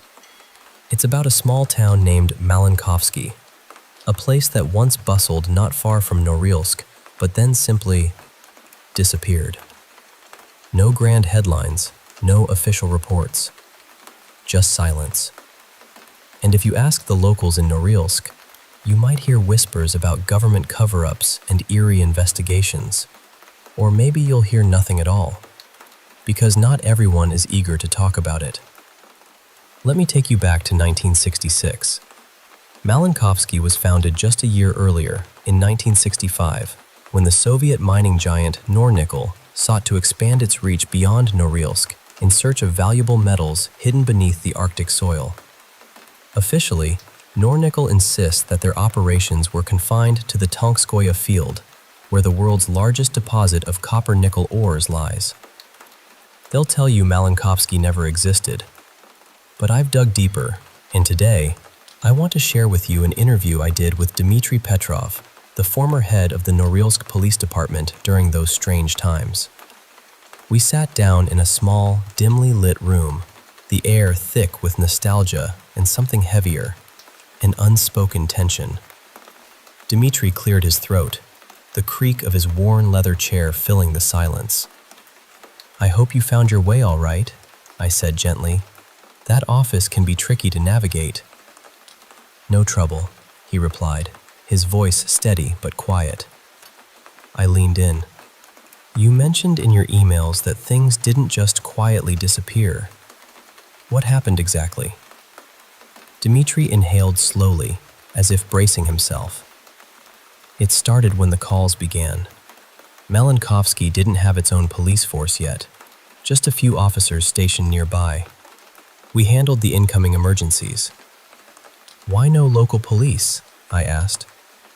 "Bureaucracy, mostly," Dmitry said with a faint shrug. "Nornickel built the town, but it was officially just an extension of Norilsk, only about 32 kilometers away." I nodded. "So, the calls were about the town disappearing?" He shook his head. No. The first calls were about the mine. Smoke. People thought there was a fire. What were they mining? A mix. Platinum, copper, nickel. It was chaotic. They set up a camp, then buildings, and before long, a town grew. In the first 6 months, around 500 people moved in. By the end, about 900, Dmitry corrected himself. 900, I echoed. Yes. The calls came early afternoon. The mine, nearly a kilometer outside town, was smoking. No trees around, nothing that should catch fire easily. We sent officers. The fire department from Norilsk was on its way, but the fire truck had to travel those 32 kilometers. We didn't expect much, until... His voice faltered. A heavy silence filled the room. Dmitry's shaky breaths were the only sounds. After nearly 20 seconds, I gently prompted, "Dmitry?" He exhaled slowly, eyes distant. "It's hard to talk about. I keep seeing it." "Take your time," I said softly. He nodded. "That Tuesday started like any other. We didn't have much crime, the usual bar fights on weekends. About an hour after the fire truck left, it went quiet. Too quiet. Our men weren't answering radios. We were getting ready to go, to send more help, when suddenly, the phones rang non-stop. Static-filled calls, voices trapped in smoke and fear. They said they were stuck, screaming, unable to escape. We rushed with more trucks and firefighters, 6 officers, 5 firemen, through a sudden, fierce snowstorm that wasn't forecasted. Visibility was almost zero. When we arrived, smoke wrapped the town like a suffocating blanket, thick and low, mingling with the blowing snow. We could barely tell what was burning.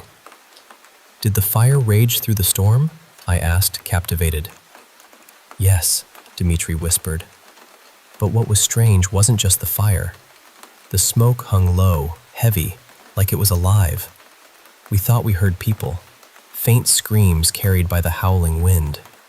His hands trembled and his voice grew faint. "I know it sounds mad, but it was real."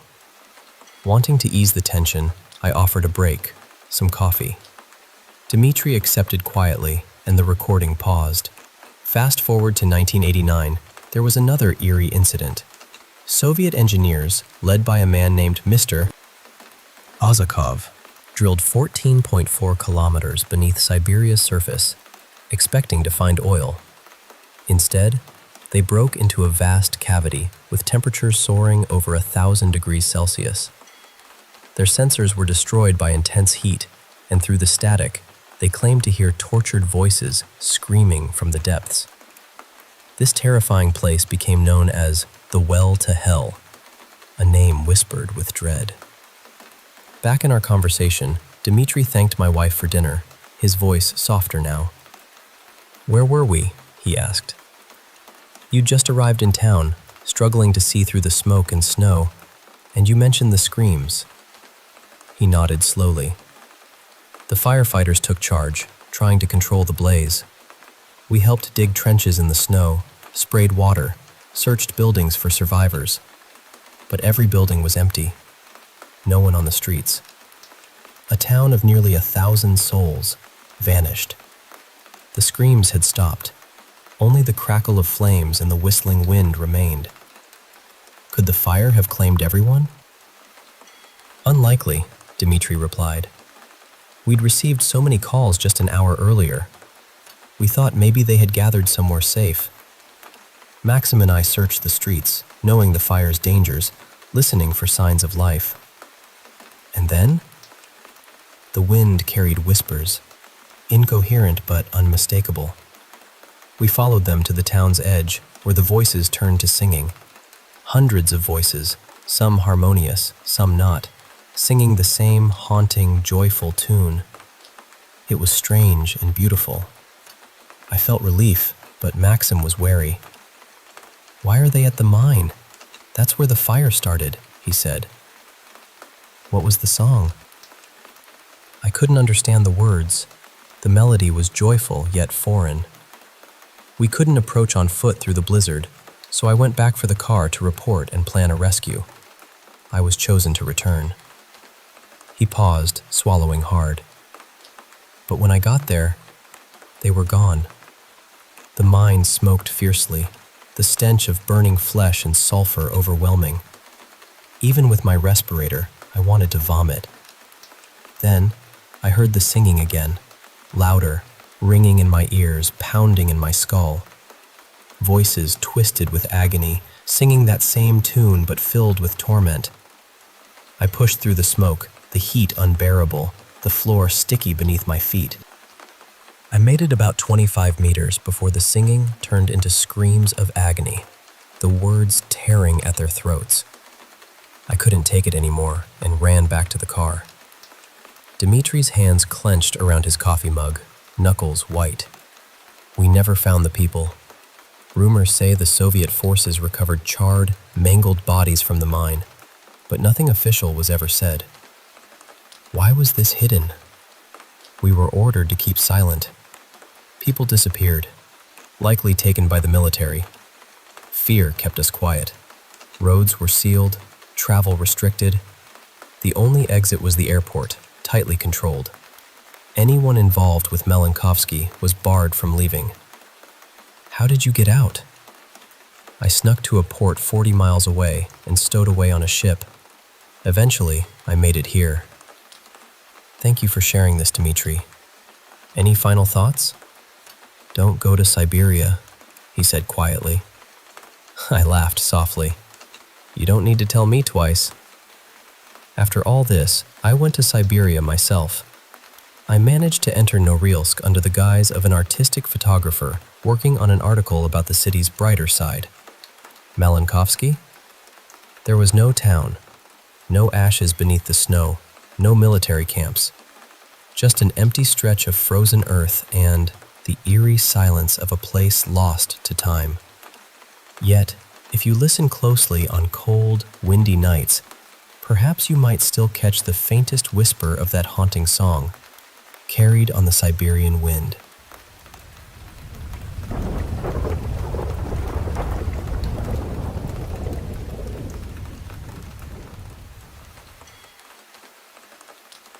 Hey, I want to share with you this story, something that's been weighing heavily on me. It's about diving back into the deep, dark ocean when everything inside you screams not to. Let me take you there. The moment I plunged beneath the surface, the first thing that hit me wasn't the cold or the silence. It was pure, unfiltered fear. You know how sometimes you avoid something so much that even the smallest reminder sets your nerves on edge? That was me. It had been months since I last dove. Hell, I'd even found myself nervous just taking a shower. But despite that knot in my chest, the guilt, the ache, I knew I had to go back. I started swimming, one arm cutting through the water, then the other pulling me forward, inching closer to the submersible bobbing gently in the waves. When I reached it, I grabbed onto the edge and pulled myself up, gasping for breath. Harry was there, his grip firm on my hand as he hauled me out. For a moment, he just stared at me with that look, equal parts irritation and understanding. There, you warm enough now? He asked, trying to mask his frustration that I'd needed to splash around in the cold water before we could start. I just nodded, taking a deep breath through my nose and letting it out slowly. I'm ready. We climbed inside the cramped submersible where the rest of the crew waited.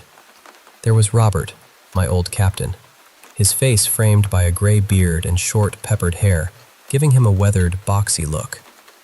He sat beside Irene, a short, sturdy woman with dark hair and piercing green eyes. I took my seat next to Robert while Harry settled at the helm and began steering us downwards. Now, before this dive, Robert thought I was crazy. After all, he hadn't seen what took Brett, hadn't witnessed what attacked us down there. But he'd heard enough over the radio to know we should pack up and get far away from that cursed island. Funny thing, though, I wasn't the only one eager to go back down.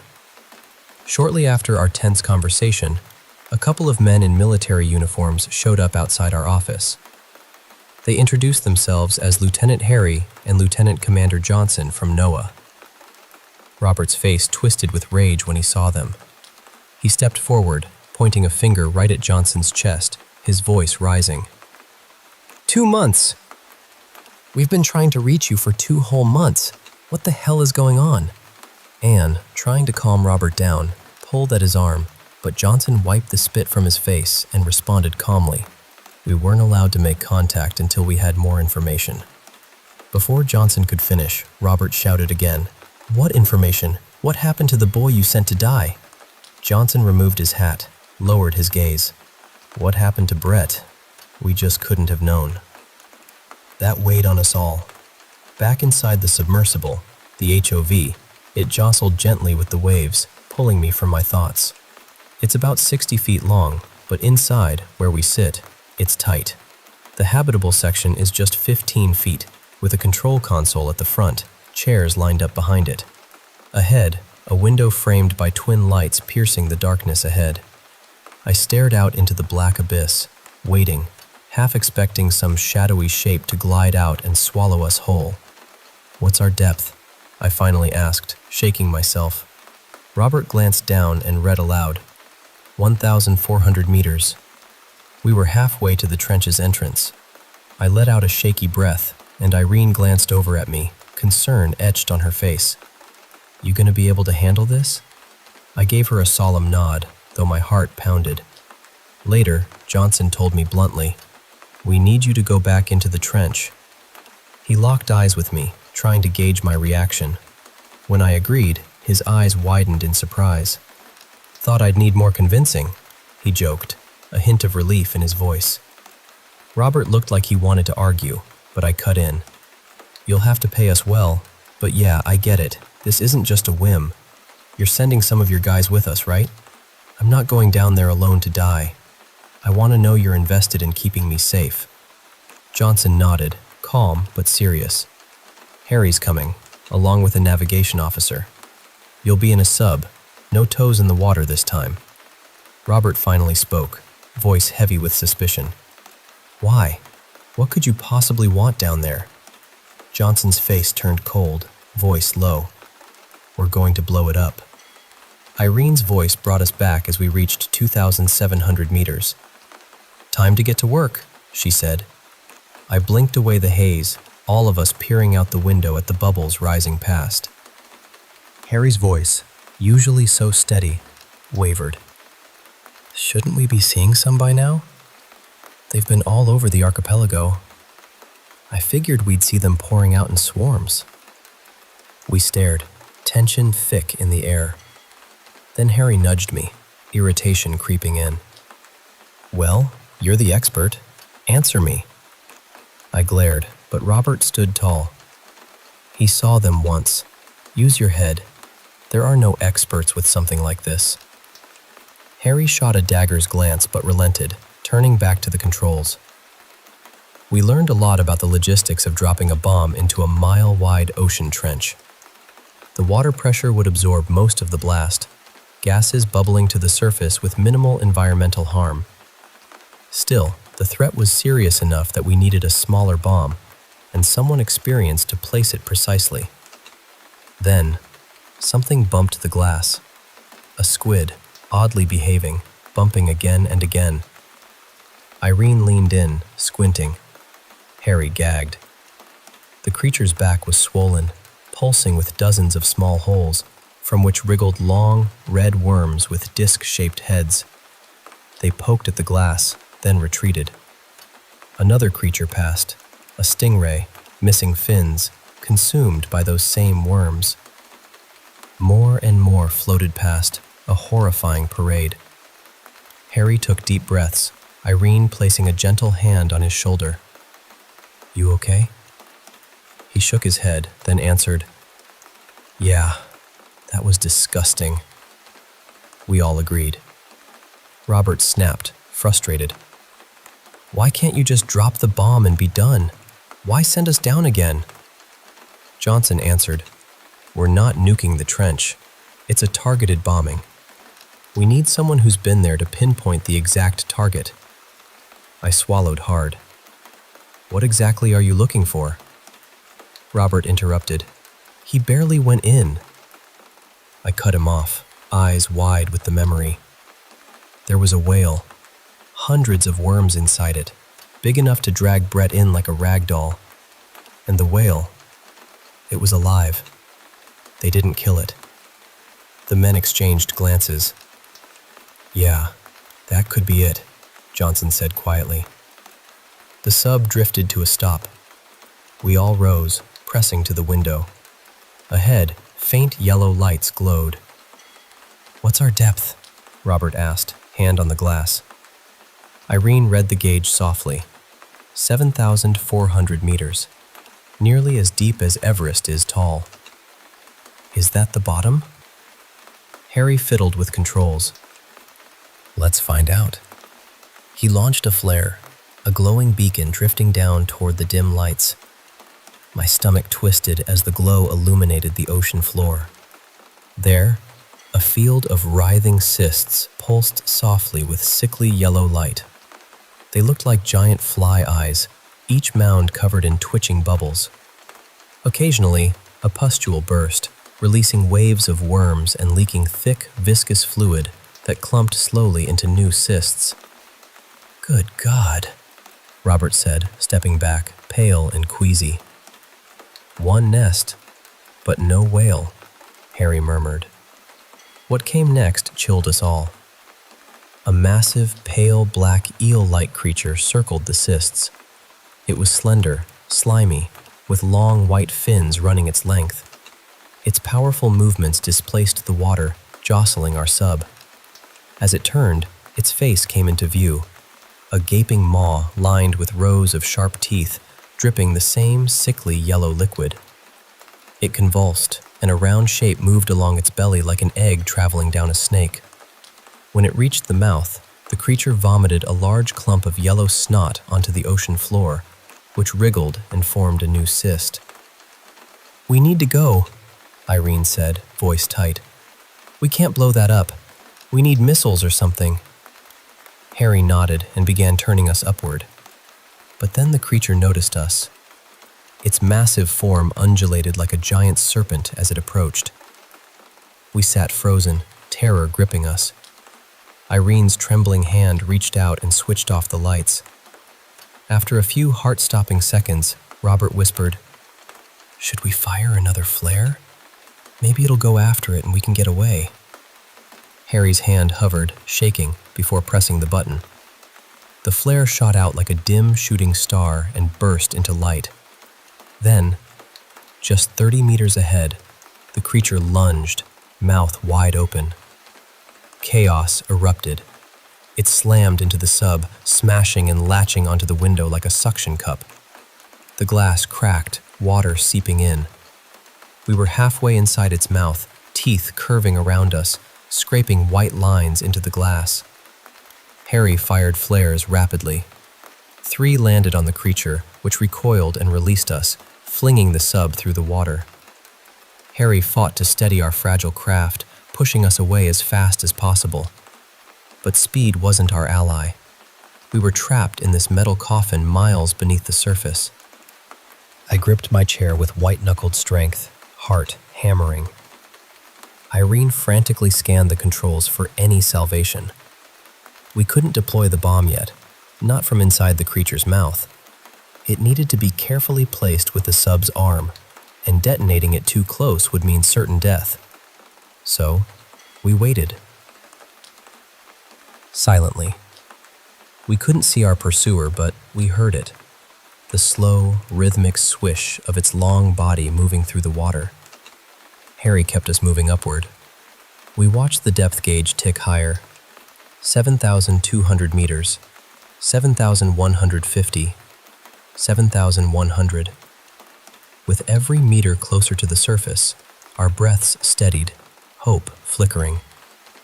Then, silence. No more sounds of the creature. Relief washed over us, brief, fragile. But as light filtered down from above, we saw them. Dozens of fish, drifting strangely, floating as if lifeless. The worms had spread. We survived, yes, but we failed. And whatever that thing was, whatever those creatures were, it's only getting worse.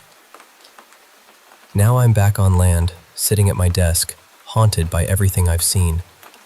I don't have a happy ending for you. Those things are still out there, lurking in the depths. The ocean isn't safe anymore. Please, if you value your life, stay out of the water.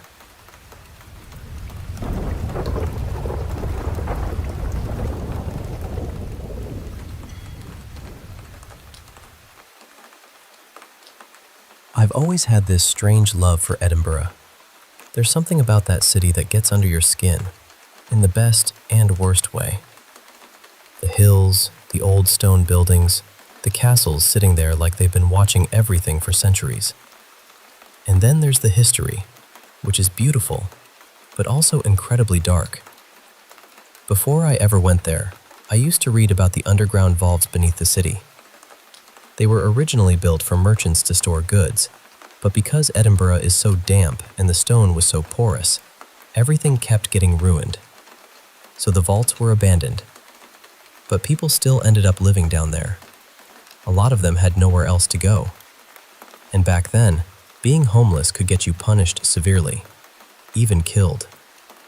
So people hid underground, in those cold, wet spaces beneath the streets.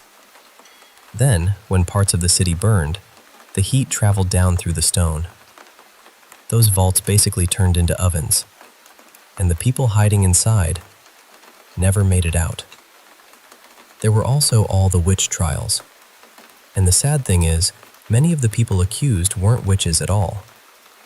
A lot of them were healers, people who understood herbs and natural remedies. But fear took over, and once fear gets dressed up as justice, terrible things happen. All of that fascinated me. So when I finally got the chance to visit Edinburgh in late 2022, I was thrilled. It was supposed to be 4 of us, 2 friends, my girlfriend, who's now my wife, and me. But one friend canceled right before the trip, so it ended up being 3 of us. We stayed in a hostel for the first couple of nights, then booked an Airbnb for the final night. The plan was to do all the tourist stuff, walk the city, visit the old places, and take a late-night cemetery tour. Honestly, most of the trip was wonderful. Edinburgh felt exactly the way I hoped it would. Cold, dramatic, ancient. The whole place had this heavy atmosphere, but in a way I liked. Then we got to the Airbnb. We checked out of the hostel around lunchtime, left our bags there, wandered around all afternoon, and finally went to the flat in the evening. It wasn't far, so we just rolled our luggage through the streets. The only problem was that the apartment was on the 3rd floor, with no lift. Since I was the only man in the group, and apparently determined to prove I had working arms, I offered to carry the bags up myself. I took the lighter ones first. The apartment door was dark gray, with a silver number 3 fixed right in the center. I unlocked it and stepped inside. And immediately, something felt wrong.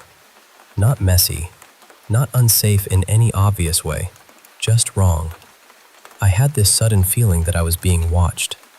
It was so strong that before I even brought the bags in properly, I started checking the windows and balcony doors to make sure they were locked. The flat itself was spotless.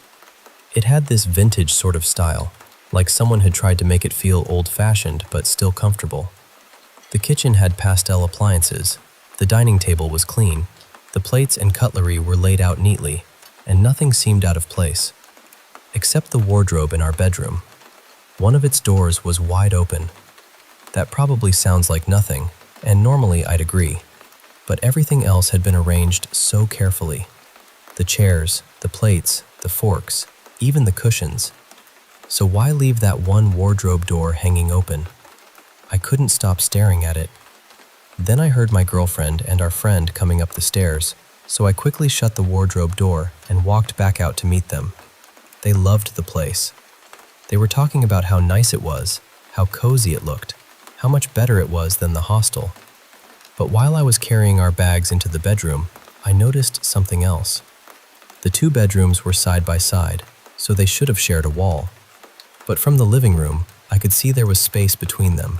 Not a tiny gap either. It looked wide enough to hide a small storage room. Then I saw the outline. There was a door there. Someone had covered it with wallpaper, but not well enough. You could still see the frame pressing through if you looked at it from the right angle. That was when I really started to feel uneasy. I've had this kind of feeling a few times in my life. Not often. Maybe 3 or 4 times total. It's hard to explain, but it's like my body knows something before my mind can catch up. And in that flat, every part of me was telling me something was off.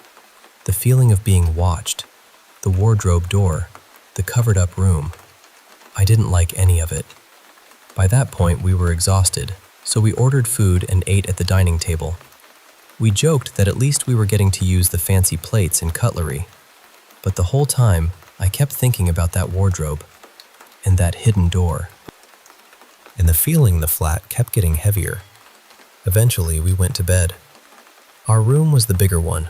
It was long and narrow, with 2 large windows on one side covered by blackout curtains.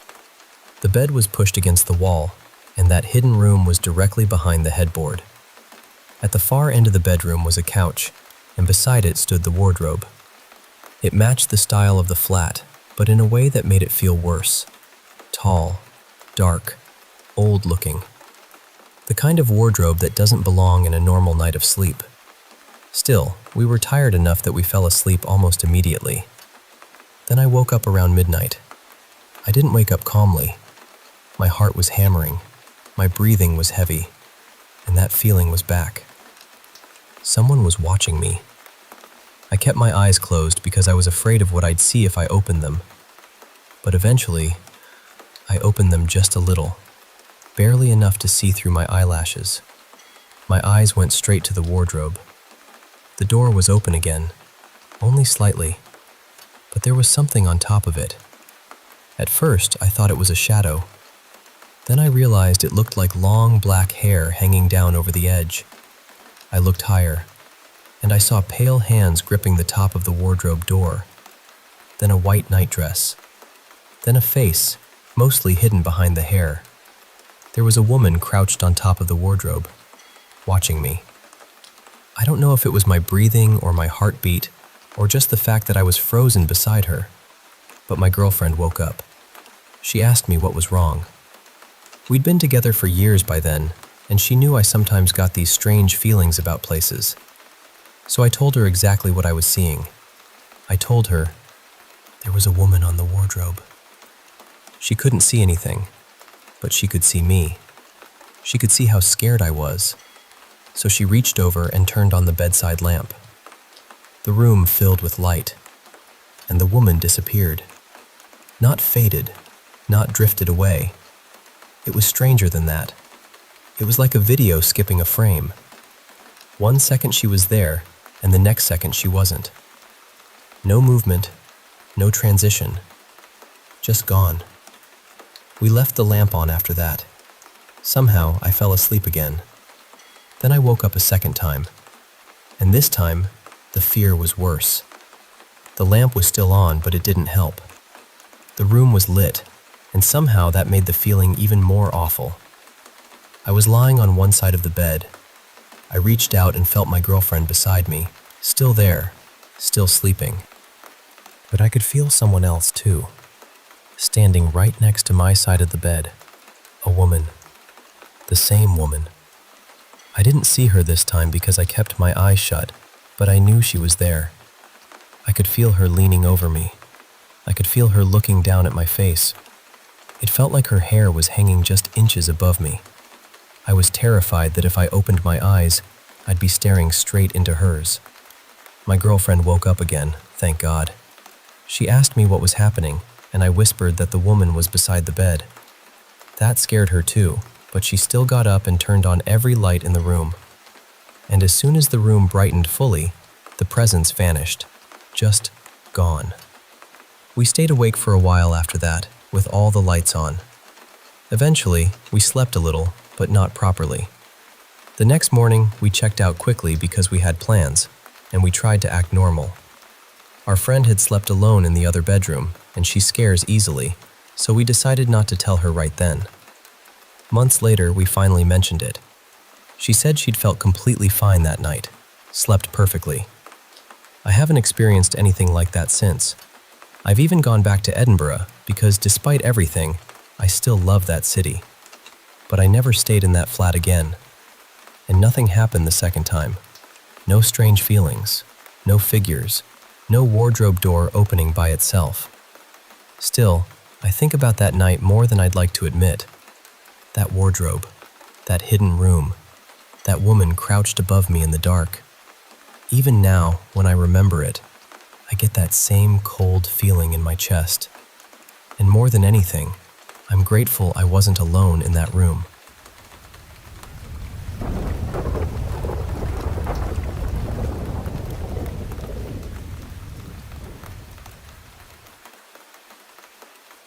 Hi. I'm sharing this because I need to get it out. And because I'm hoping someone out there has been through something even close to what happened to me. This all started in January, on the 17th. Before that night, I was pretty skeptical. I mean, I'd always been curious about paranormal things, and when I was younger, I did see a few things I couldn't explain, but I never thought something like this would happen to me. I ordered a cheap spirit board online. Nothing special. Honestly, I thought it probably wouldn't even work. When the package arrived, I opened it right away. I didn't light candles. I didn't prepare anything.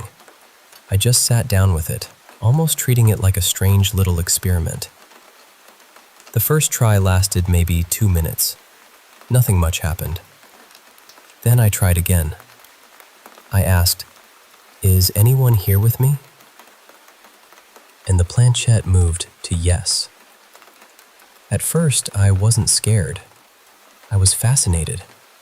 It felt like something was guiding my hand, not pushing the planchette by itself, but using me somehow. That's the best way I can explain it. The thing claimed it was an impure soul. It said it only wanted to keep me company. Looking back, I think that was where I made my first mistake. When I ended the session, I didn't properly close it myself. I let the board go silent without really saying goodbye in the right way.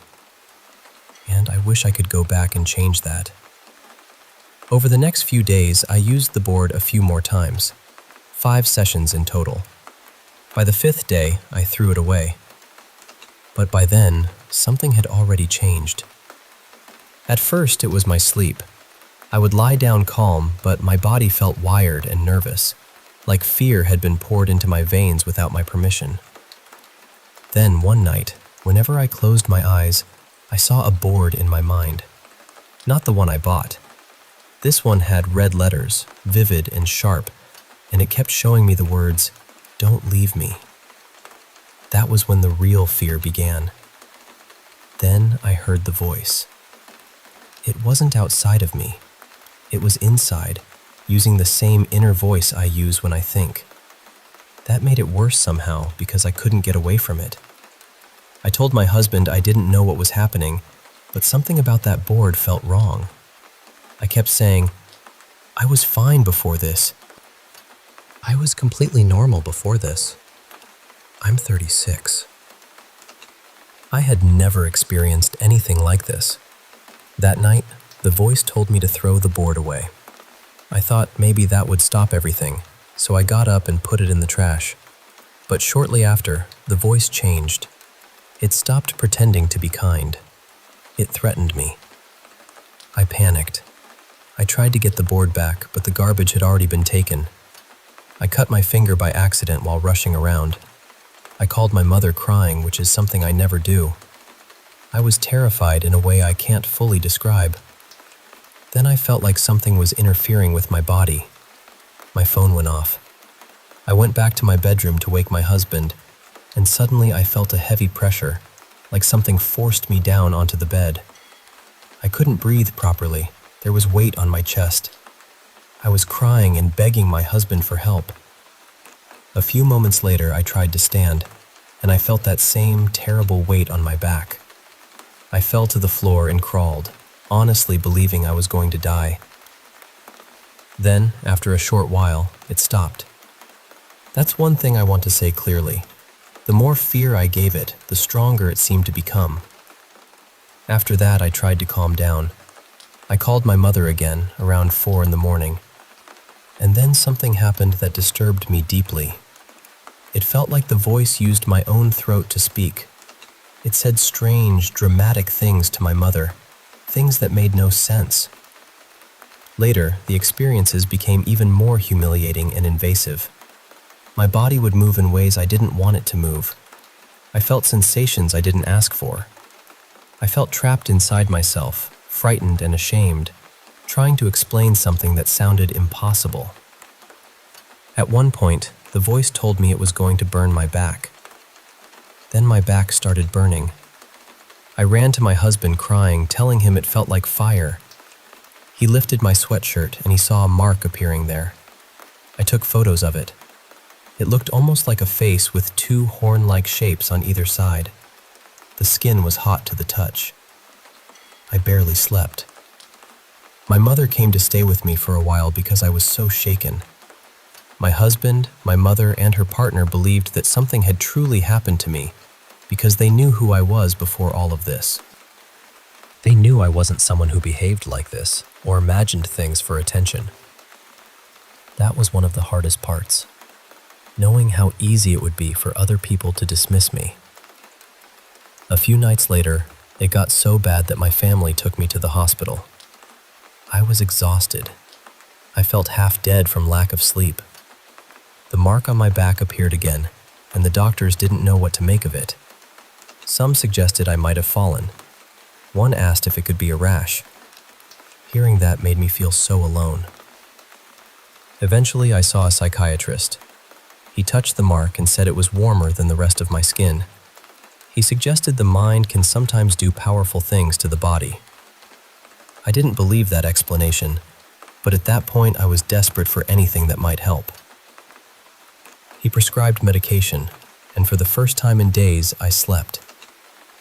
After that, the voice didn't have the same grip over my body, at least not like before. I think two things helped: the medication and my own determination to reject whatever this was. But it didn't disappear. Some days it still felt close. Sometimes it would speak through me for a second or two, and afterward I wouldn't remember what had happened. Once it said something threatening to my husband, and when he reacted angrily, I had no idea why. The days blurred together after that. The voice insulted me constantly. It tried to humiliate me, frighten me, and keep me tired. It used images from horror films I liked and twisted them into something disturbing. It invaded my dreams.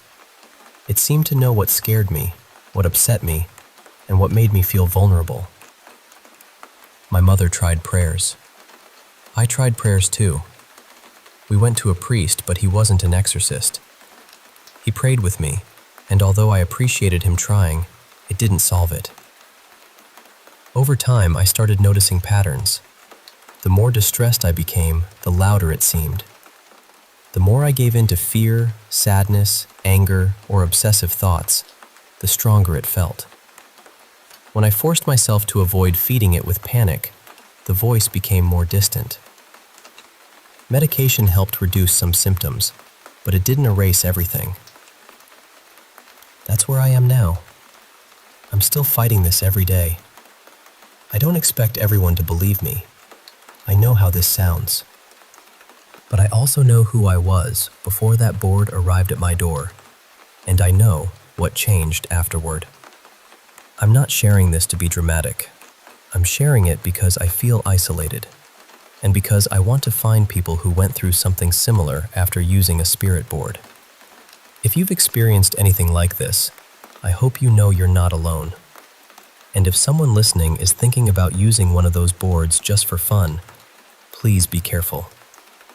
I wish I had never touched mine.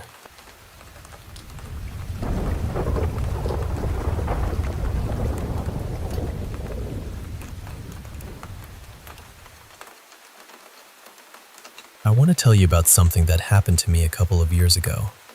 And honestly, I still think about it from time to time. I was lying in bed one night with my cats curled up around me, all cozy and comfortable.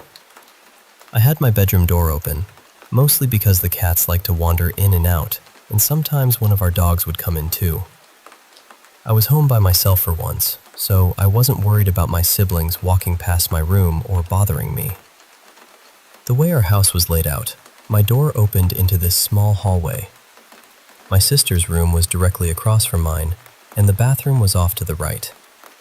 I was just watching something on my phone when I heard these tiny footsteps coming toward my doorway. They sounded like little pitter-patters, so I assumed it was our older dog.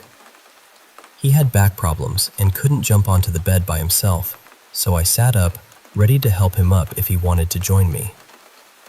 But then the footsteps stopped just around the corner, right outside my view. And then, without any warning, this dark little shape ran past my doorway.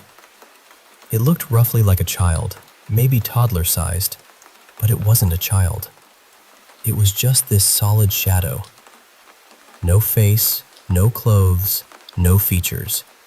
Just a small, dark figure. It darted straight into my sister's room and jumped onto her bed. But there was no sound, no floor creak, no mattress noise, no springs, nothing. I completely froze. For about 20 minutes, I barely moved. I was slowly reaching toward the little cross I kept on my bedside table, because in that moment, I genuinely had no idea what else to do.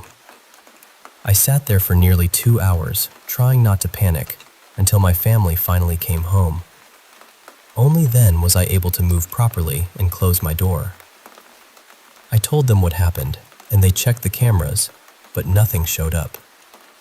The cameras didn't even pick up the footsteps, even though I heard them clear as day. And I know it wasn't just a weird shadow from the sun or something passing by. This thing was too dark, too solid. It had shape, just no details. For a few weeks after that, I slept with a Bible near me and a cross hanging over my door. Then, about 3 months later, something else happened. I was in the living room watching TV.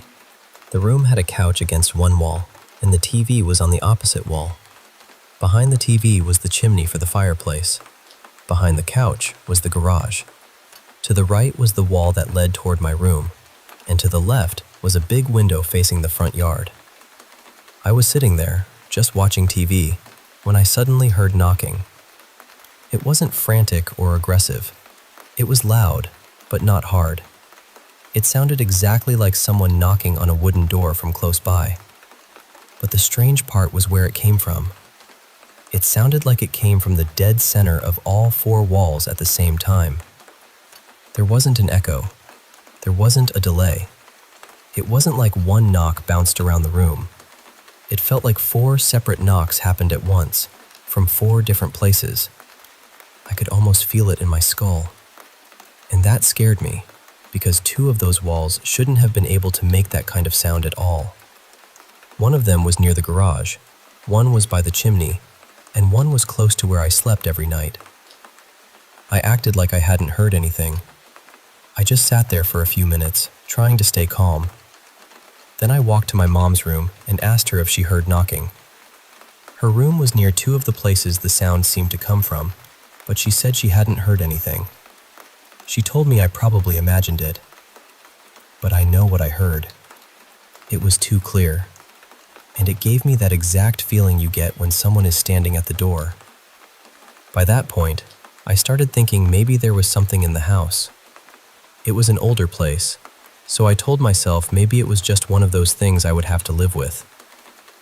Then, about 2 weeks after the knocking, I was in the kitchen making myself a microwave burrito. My phone was charging in another room, and I was just standing there waiting for the timer to finish. The kitchen was quiet except for the hum of the microwave. Then I heard a giggle. It was loud enough to cut through the microwave noise. It sounded like a little kid laughing at something in the next room, like they were playing a game or watching something funny.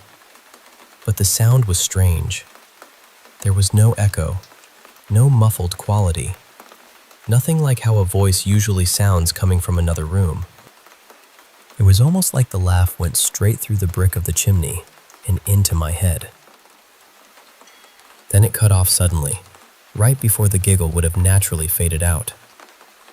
By then I was more confused than terrified. I'd already had a couple of strange things happen, so I wasn't as shocked as I probably should have been. But that laugh stuck with me because of how unnatural it sounded. I haven't had anything like that happen in a long time now. Nothing dramatic came of it. There was no exorcism, no big curse, no horror movie ending. Life just kept going. But those moments happened. And even now, I can still remember them so clearly.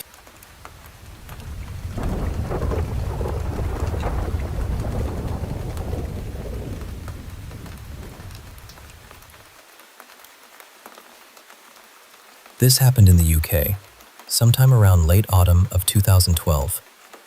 I was about 12 years old then, in year 8, and it was one of those ordinary school mornings where everything felt routine at first.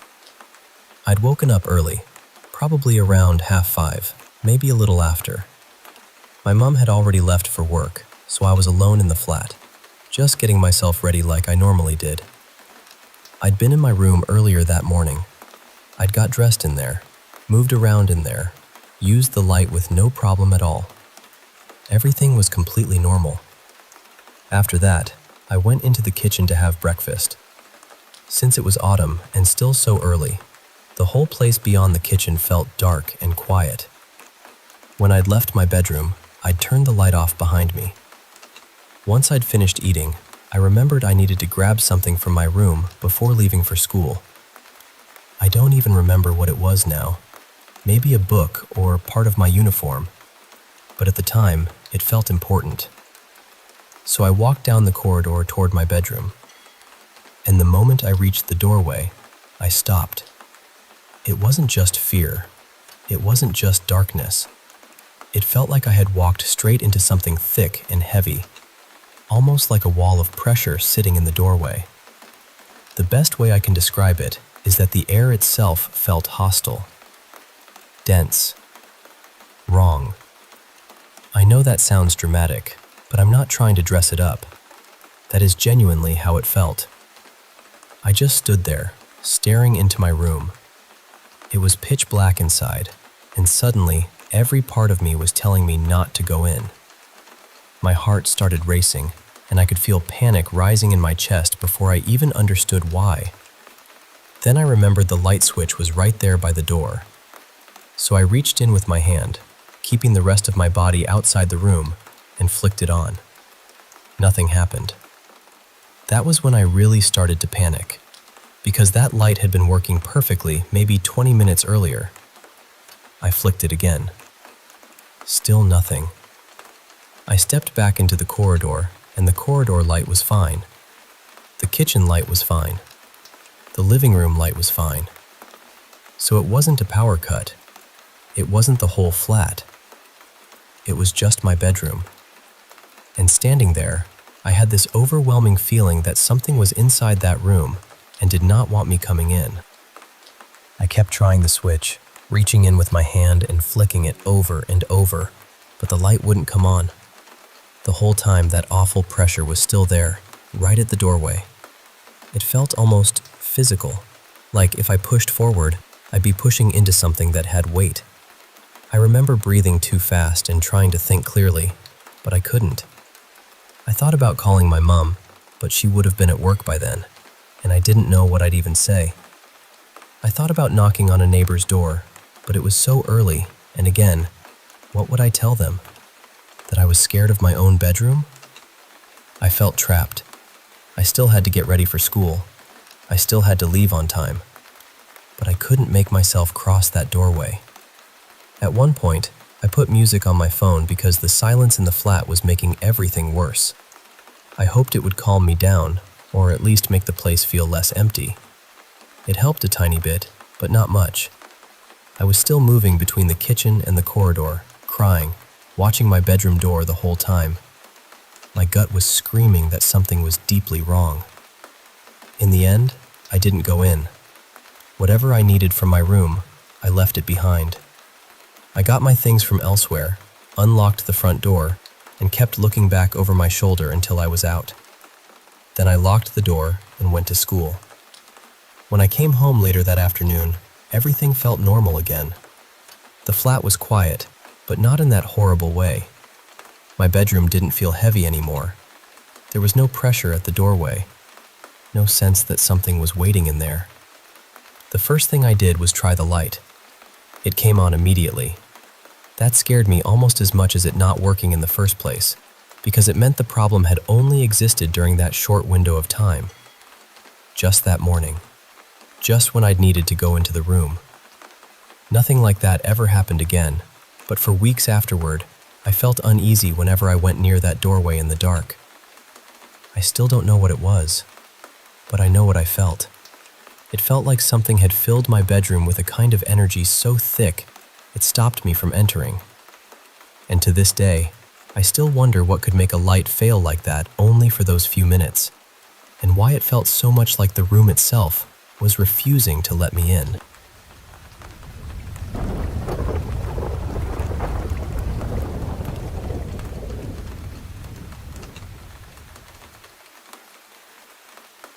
still think about this night more often than I probably should. So, this happened when I went to a small hotel with my girlfriend, Lena. I had been drinking that evening, and honestly, I got way more drunk than I planned to. Lena didn't drink at all. She was completely sober the whole time. Later that night, she told me she wanted to head home early. She said she needed to catch the last bus and didn't want to waste money booking a ride. I was too far gone to follow her, so she told me to just stay in the room and rest. Before she left, she even packed my things neatly near the side of the bed because she knew I was in no condition to take care of myself properly. After she left, we were still texting for a little while. I remember lying there, half awake, staring at the ceiling. The room was tiny. The bed was close to the bathroom, close enough that you could hear almost everything from inside. And then, something happened that I still can't explain. I heard Lena's voice coming from the bathroom. At first, it sounded completely normal. She was asking me what time I was going home, telling me maybe I should just stay a bit longer and sleep it off. Her voice was not just similar. It sounded exactly like her.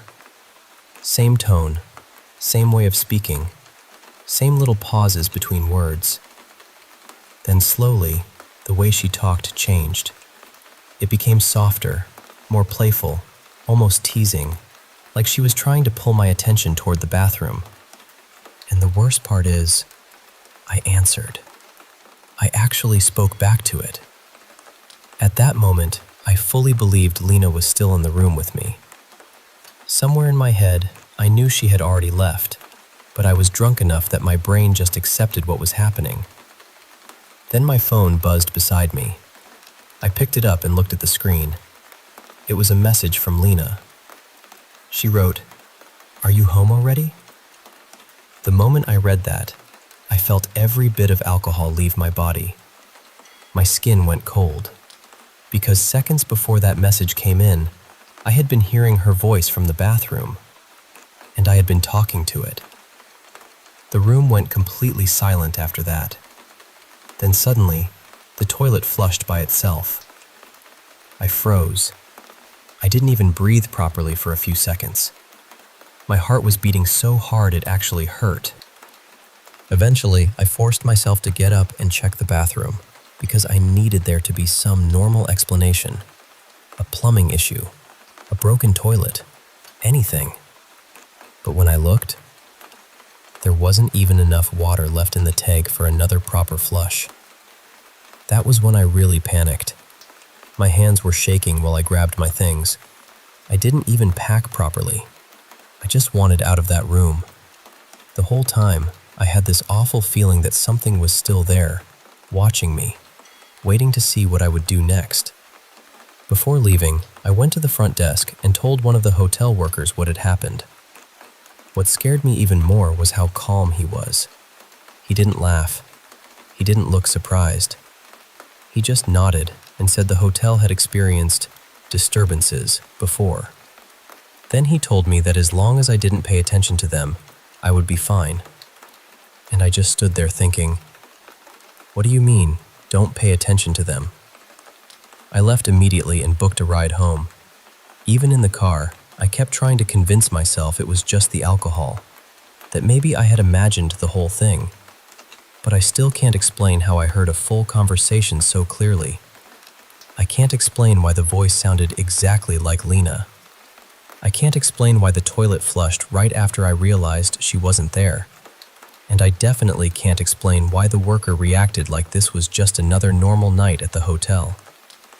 I barely slept after that, and honestly, I still wonder about it. Can alcohol really make you hear something that clearly? Or did I hear something that was pretending to be her?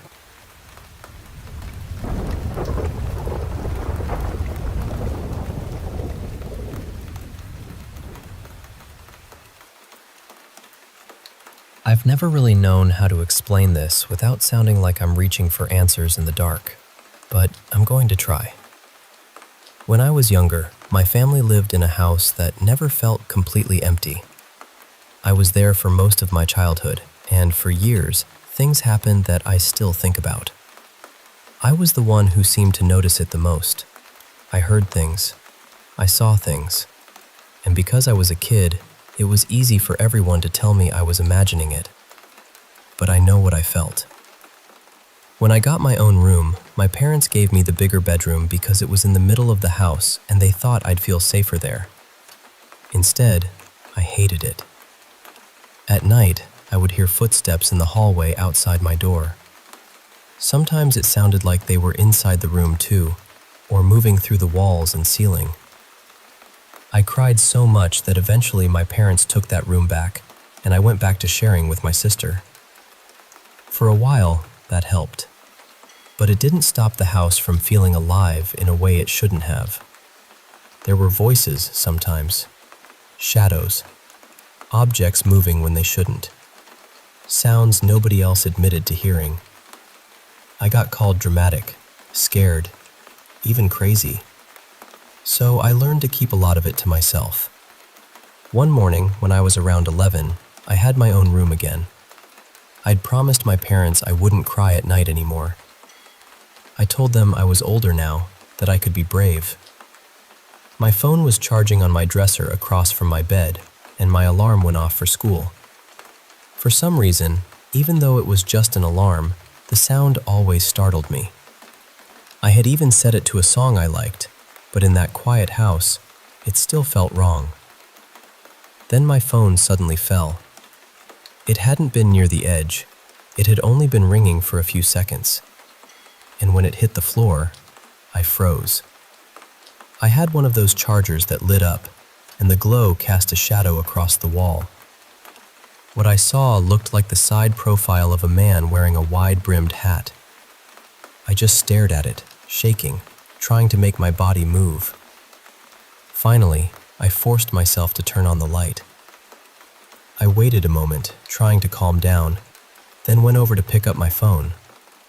The second my hand touched it, I felt this sudden rush of air brush past me, strong enough to lift my hair. For a moment, I felt like my body lifted too. Just barely, but enough that I've never forgotten it. A few months later, we moved. The landlord wanted the house back, and that was the end of living there. Except it wasn't really the end. After we left, I started dreaming about the house. Not once or twice, but again and again. Different dreams, different versions. Sometimes there were shadowy figures. Sometimes the house was burning. Once it was somehow sitting inside a cemetery near where we lived. Another time I dreamed I met someone who said he was the one who played all the people in my dreams, and he looked exhausted by it. That dream ended in my room at our new house. He smiled at me in this awful way and asked, "Do you know what's going to happen?" I begged him to tell me. He started mumbling something, like he was explaining the future, but I couldn't hear him because I kept crying and talking over him. It felt like one of those dreams where your own fear traps you inside it. Even now, years later, I still dream about going back. Sometimes when I'm out, I'll suddenly have this strange feeling that I'm going home, and for a split second, I mean that house. Then I remember I don't live there anymore. I haven't lived there in years. That's the part that unsettles me most. Sometimes it feels like everything that happened there goes quiet until I pass by it, and then it all wakes up again. Not long ago, I talked to the landlord's grandson. We had known each other since we were little, but we had never talked about the house. I asked him, kind of randomly, if I could ask him something about it. Before I even explained, he said, "Is this about the shadow man in the hallway?" I remember just stopping. He told me his mom had seen something near the bathroom on the day his grandparents moved in. She saw a figure there, the same kind of figure I remembered. A man, a shadow, something in the hall. Later, I found out an older man had lived in the house before us. My dad said he had seen him back when he was alive, and that he often wore a hat. Some people thought maybe he died in that house, maybe even in the larger bedroom, the room I had been so afraid to sleep in. After we moved out, my family started being more honest about what they had felt there. My parents, who were never the type to encourage ghost stories, admitted they knew something was wrong with that house. My mom especially said it terrified her. She said she always felt watched. And I think that hurt a little, knowing I hadn't been the only one scared, but I had been the one who carried it out loud. The strangest part is that even after everything, I think I would still go back if I had the chance. I don't know why. Maybe I want answers. Maybe a part of me is still standing in that hallway, listening. Maybe the house never fully let go of me. So I guess what I'm really asking is this: can a place, or whatever lives inside it, attach itself to a person? Because sometimes it feels like I left that house years ago, but something from it followed me anyway.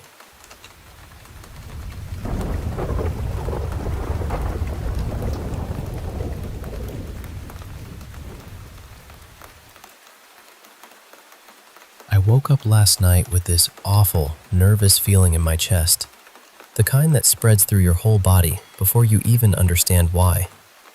The strange thing is, I had gone to bed completely fine. I wasn't scared. I wasn't thinking about anything creepy. I stayed up for a little while playing Brawl Stars, put my phone down, and fell asleep sometime around 1 a.m.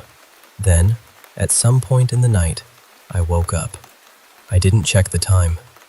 I didn't want to. I just remember opening my eyes and hearing a song playing in my head. Not out loud, not from my phone, just inside my mind. It was looping over and over, and I don't know how to describe it except that it felt wrong. Waking up in the middle of the night, in the dark, with some disturbing song repeating in your head for no reason is not a good feeling. I was still half asleep, so I started looking around my room. First, I looked toward my bedroom door. There was a weak bit of light coming from the hallway, but nothing was there. Then I looked at my wardrobe. One of the doors was slightly open, and inside was just this thick darkness. It looked deeper than it should have, like the shadows were packed into it. The song still wouldn't stop. Then this uneasy feeling came over me. It wasn't exactly fear at first. It was more like my body knew something was off before my brain did. I looked over at my aunt, who was sleeping across from me, facing the wall. She was completely still, just asleep like normal. So I tried to tell myself I was being ridiculous. I lay back down and tried to calm down. But then I looked at the window, and that was the mistake. Between the blinds, right up close to the glass, I saw something outside. I live on the 3rd floor, so there shouldn't have been anything there. But for that 1 second, I saw a shape. It was round, maybe around the size of a small bird or a chicken, with these pointed parts hanging down from the bottom. It looked like it was pressed near the window, like it was looking in. I froze. I only stared for a moment before forcing myself to look away. I kept telling myself, it's probably just the trees. It's just the trees. There are palm trees outside, so I tried to convince myself that must have been what I saw. Then I turned over and somehow managed to fall asleep again. When I woke up at 6, I had almost forgotten about it. My alarm went off like usual, and for a while, I didn't even think to check the window. I have a hurt ankle right now, so I decided to stay home instead of going out. Later, when more daylight came into the room, the memory suddenly came back. I went straight to the window. There was nothing there.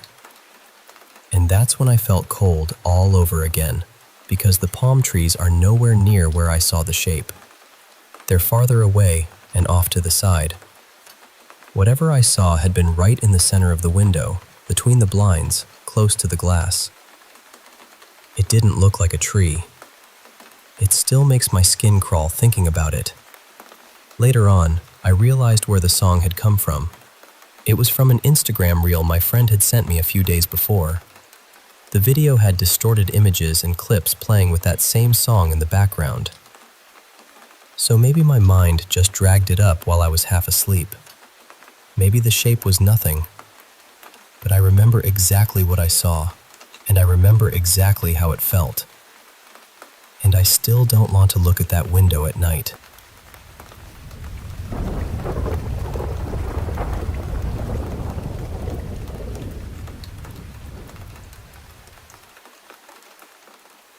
Back in May of 2014, my family went through a really painful loss. My grandfather Leon passed away after a long and difficult battle with pancreatic cancer. He was a veteran, but he was also a deeply creative person. He painted, sketched, played music, and worked on all kinds of artistic projects throughout his life. Not long before he passed, there had even been a celebration of his artwork down in Florida, which feels really special to think about now. When the funeral came, we all drove out to Quantico for his military burial. I was only 9 years old at the time, so a lot of the day is blurry in my memory. I remember standing there with my family, listening to people speak about him. I remember the honor guard firing the blank shots, too. I didn't handle that part very well because I've always been sensitive to loud noises. But the part that stayed with me most happened afterward. We were all getting back into the car, ready to leave, and the car just would not start. My mom tried the key again and again, but nothing happened. It was an older car, so normally I'd say, well, that explains it. But what happened next is what makes me pause. After a few tries, my mom just sat there for a second and said something like, "Dad, you can let us go now. I know." Then she turned the key one more time, and the car started. Just like that.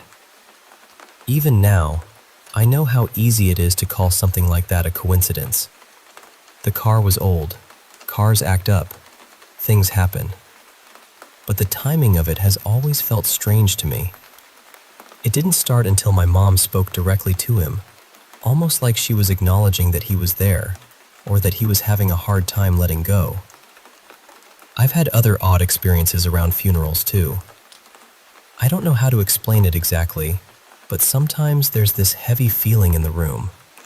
Not frightening, really. More like someone is still lingering nearby, like their presence hasn't fully faded yet. With my grandfather, I've always wondered if maybe that moment at the car was his way of reaching out one last time. My mom had spent time with him near the end, sitting with him while he was dying, and then after she left, he passed away. So maybe there was something unfinished there. Maybe he just wanted her to know he was still with us, for one final moment. I don't remember everything about him because I was so young, and more than 10 years can blur a lot of details. But from what I do remember, and from what people have told me, he was a talented, complicated, loving person. And I know my mom meant a lot to him. So I still think about that day sometimes. Maybe it was just an old car finally deciding to work. Or maybe, in his own quiet way, my grandfather was saying goodbye.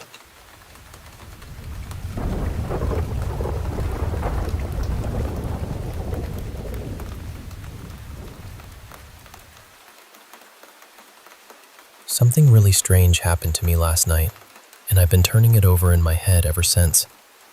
I almost didn't share it because even saying it out loud makes it feel heavier somehow. But I don't know. I think I just need to get it out. So last night, I was sleeping on the rooftop. That probably sounds odd to some people, but for me, it's normal. I've done it every summer since I was a kid. The nights get warm, the roof feels open and peaceful, and usually, it's the easiest place for me to fall asleep. Nothing strange has ever happened up there before. Sometime late in the night, maybe around 1:30 or 2 in the morning, I woke up for a few seconds. I didn't have my phone with me, so I just looked up at the sky, trying to guess how close it was to morning. It was still dark, so I lay back down and slowly drifted off again.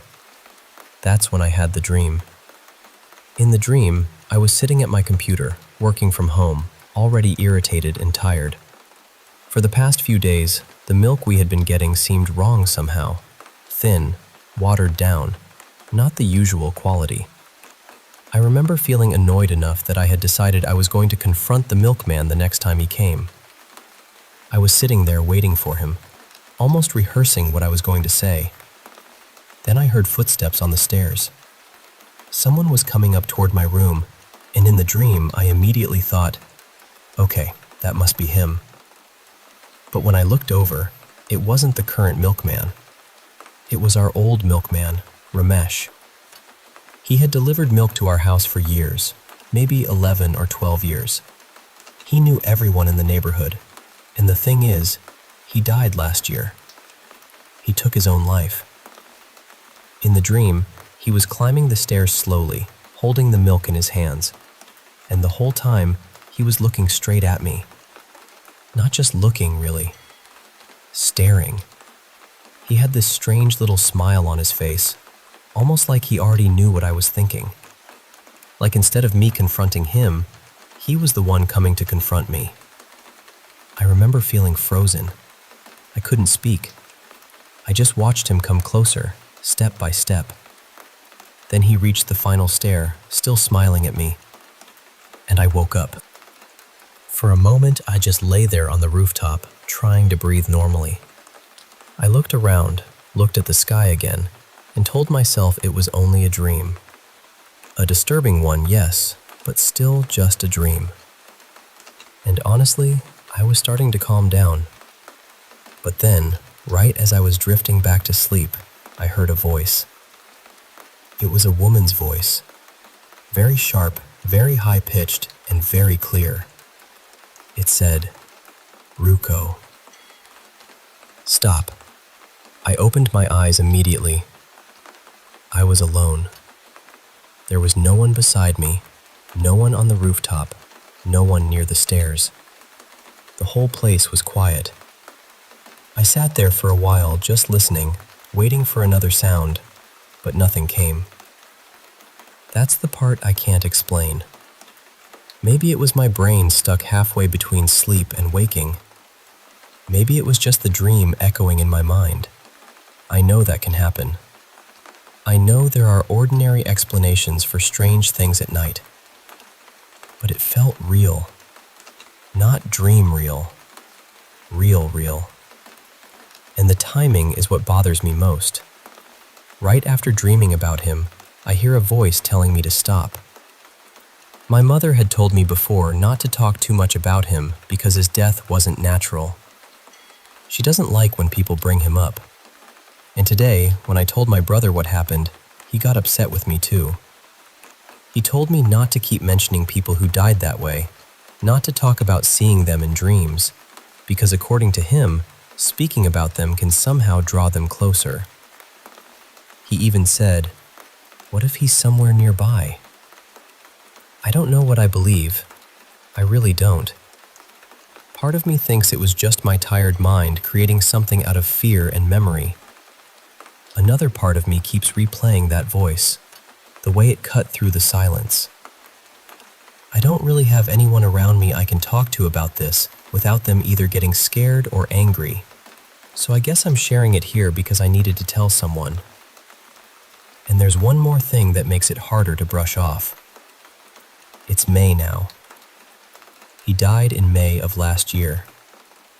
Almost exactly 1 year ago.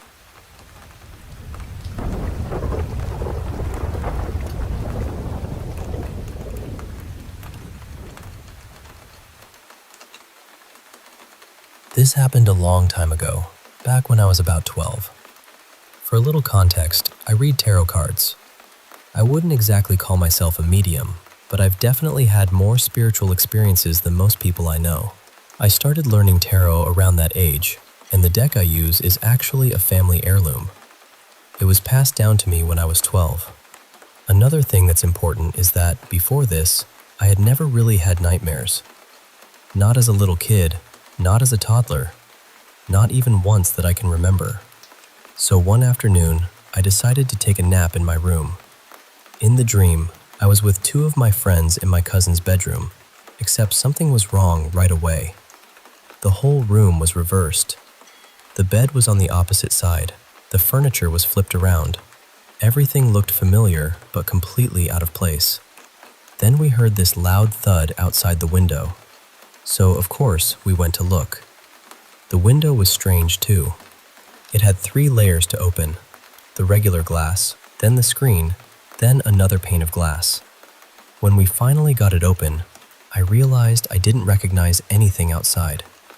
We were high up, like we were in an apartment building, surrounded by other tall buildings. But my cousin doesn't live in an apartment, which made it even more unsettling. It was nighttime outside, and the street was barely lit. Only a couple of faded streetlights were working. Down the road, though, there was this small, suburban-looking house, completely out of place against all the city buildings. It reminded me of a cartoon house, with a little walkway and a fence made from short logs and tree stump posts. On the walkway stood a shadowy man. He had this very strict, stern, father-like energy. Near him was a smaller shadow figure, a boy, standing on one of the tree stumps and playing with a jump rope. The second my friends and I saw them, we ducked back inside and panicked. When we looked out again, the whole scene had changed. The man was holding the jump rope the way an angry parent might hold a belt, and the boy was standing still with his head down. That scared us even more, so we slammed the window shut. Then something hit the glass. I don't remember what it was, only the sound and the feeling of knowing something was very wrong. After that, the dream shifted, almost like a movie cutting to another scene. Suddenly, I was on the phone with my friends. One of them, Mia, said, "I have to say goodbye to my family before it happens." Then my other friend said, "I'm going to hide in the woods. I'm not going out like this." And I remember panicking and saying, "What about me? What am I supposed to do?" Then I woke up sweating. I was terrified. I knew it had just been a dream, but I had never had a nightmare before, so it felt wrong in a way I can't really explain. I wanted to get out of bed, but I was too scared to move. Then I felt my cat sit on the bed near my feet. She was a big cat, and she slept with me all the time, so I knew what her weight felt like. I thought, okay, she's here. I'm not alone. So I sat up to grab her. But she wasn't there. There was just a dip in the mattress, like something invisible was sitting on the bed. I froze, then lay back down immediately. A moment later, one of my crystals near my tarot cards suddenly moved. I heard it hit the ceramic plate it was sitting on. It made this clear little ding, sharp and unmistakable. That was enough for me. I ran out of my room and found my mom. And the strangest part is, around that time, I used to see a shadow figure in my neighbor's attic window. Their house was a blue suburban home with one window right up at the peak of the roof. From my bed, the angle lined up perfectly. My window, my screen, and then their attic window. It felt eerily similar to the house I had seen in the dream. That's still one of the creepiest experiences I've ever had, though I do have others. And yes, I actually have a picture of the figure in the window.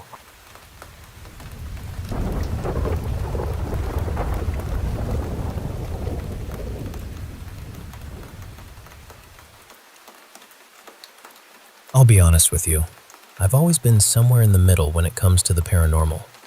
I wouldn't say I was a full believer, but I wasn't exactly a skeptic either. I liked horror movies.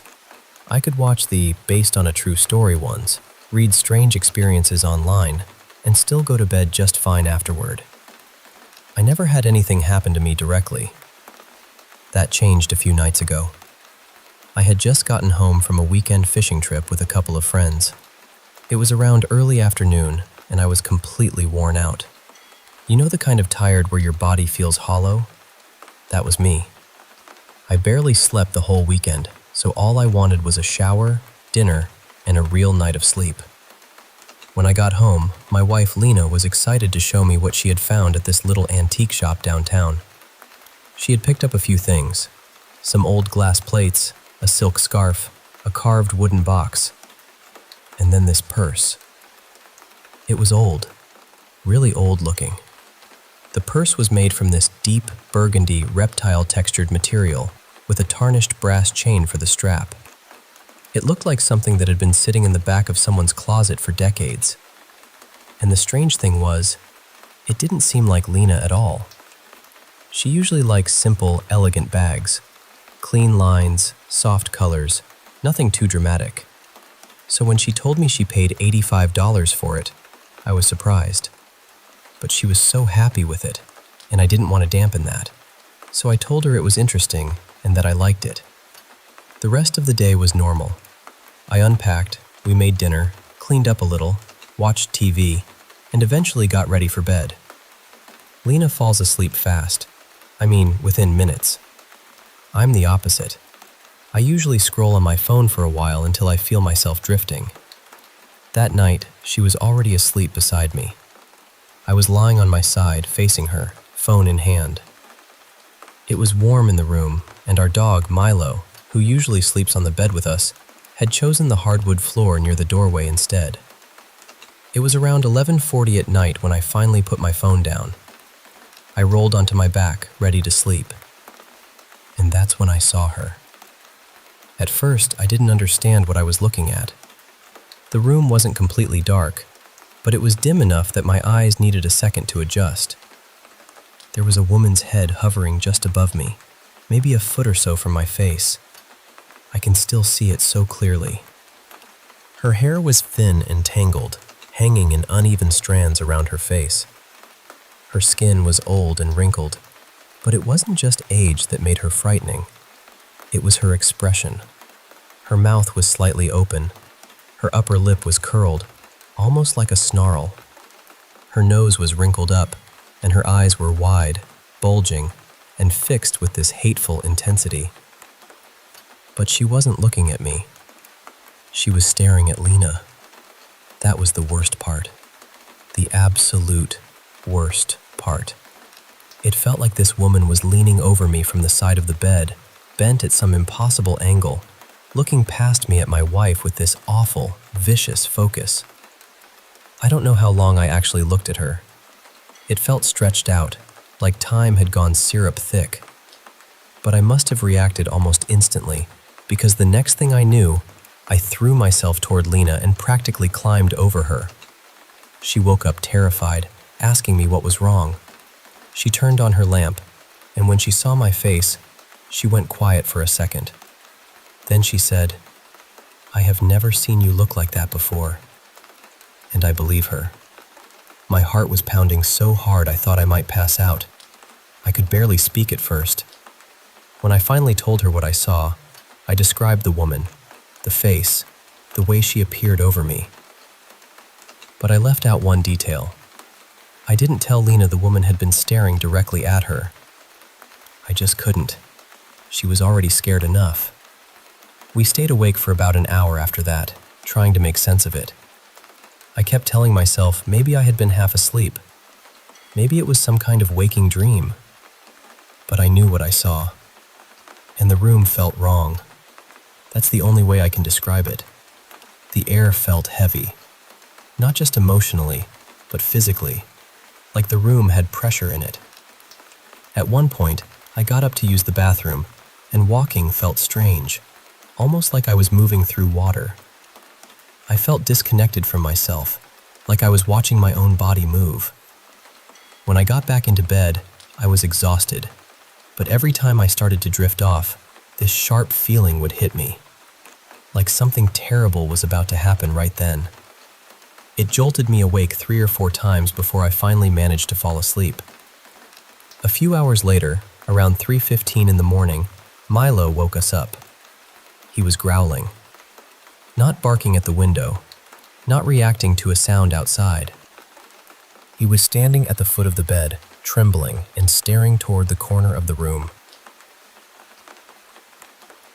At the purse. The antique purse Lena had bought earlier was sitting on a chair near the dresser. Milo wouldn't go near it. He just stared at it, whining under his breath, with his body low and tense. And that's when something clicked for both of us. We didn't say much.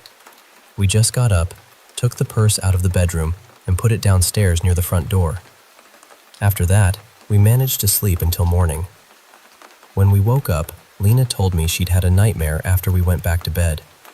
She dreamed she got up in the middle of the night and looked out our bedroom window. Across the way, she saw our neighbor standing in his window, staring back at her. In the dream, they just stared at each other. Then he raised a gun to his own head. She said it felt so real that when she woke up, she wasn't even sure it had been a dream. The next morning, I went to work, but I couldn't stop thinking about it. I called a friend of mine, Daniel, who has always been into paranormal stuff. I told him everything. He listened quietly, then said, "You need to get that purse out of your house." He told me he thought something negative was attached to it, and that whatever it was, it didn't want Lena to have it. He said to return it if possible, and then cleanse the house. The antique shop wasn't supposed to open again for 2 days, but Lena didn't want that purse in the house for another minute. She drove it back and left it by the shop's front door. She didn't care about the money. Neither did I. When she came home, she opened the windows, cleaned the house, and burned sage through every room. That night, I'll admit, I was still scared. I couldn't tell if the house still felt strange or if my nerves were just shredded. Lena felt the same way. We got into bed, but neither of us wanted silence, so we put on old comedy movies and let them play until we finally fell asleep sometime after 1 in the morning. Nothing happened that night. No footsteps, no strange feeling, no growling, no woman. I'm hoping that was the end of it. I don't know exactly what we brought into the house with that purse, and honestly, I don't think I want to know. But I know this much. Before that night, I could laugh off stories like this. I could tell myself people were tired, dreaming, imagining things. Now I understand how quickly one moment can change what you believe. And if something ever feels wrong the second it enters your home, listen to that feeling. Some things aren't meant to be brought inside.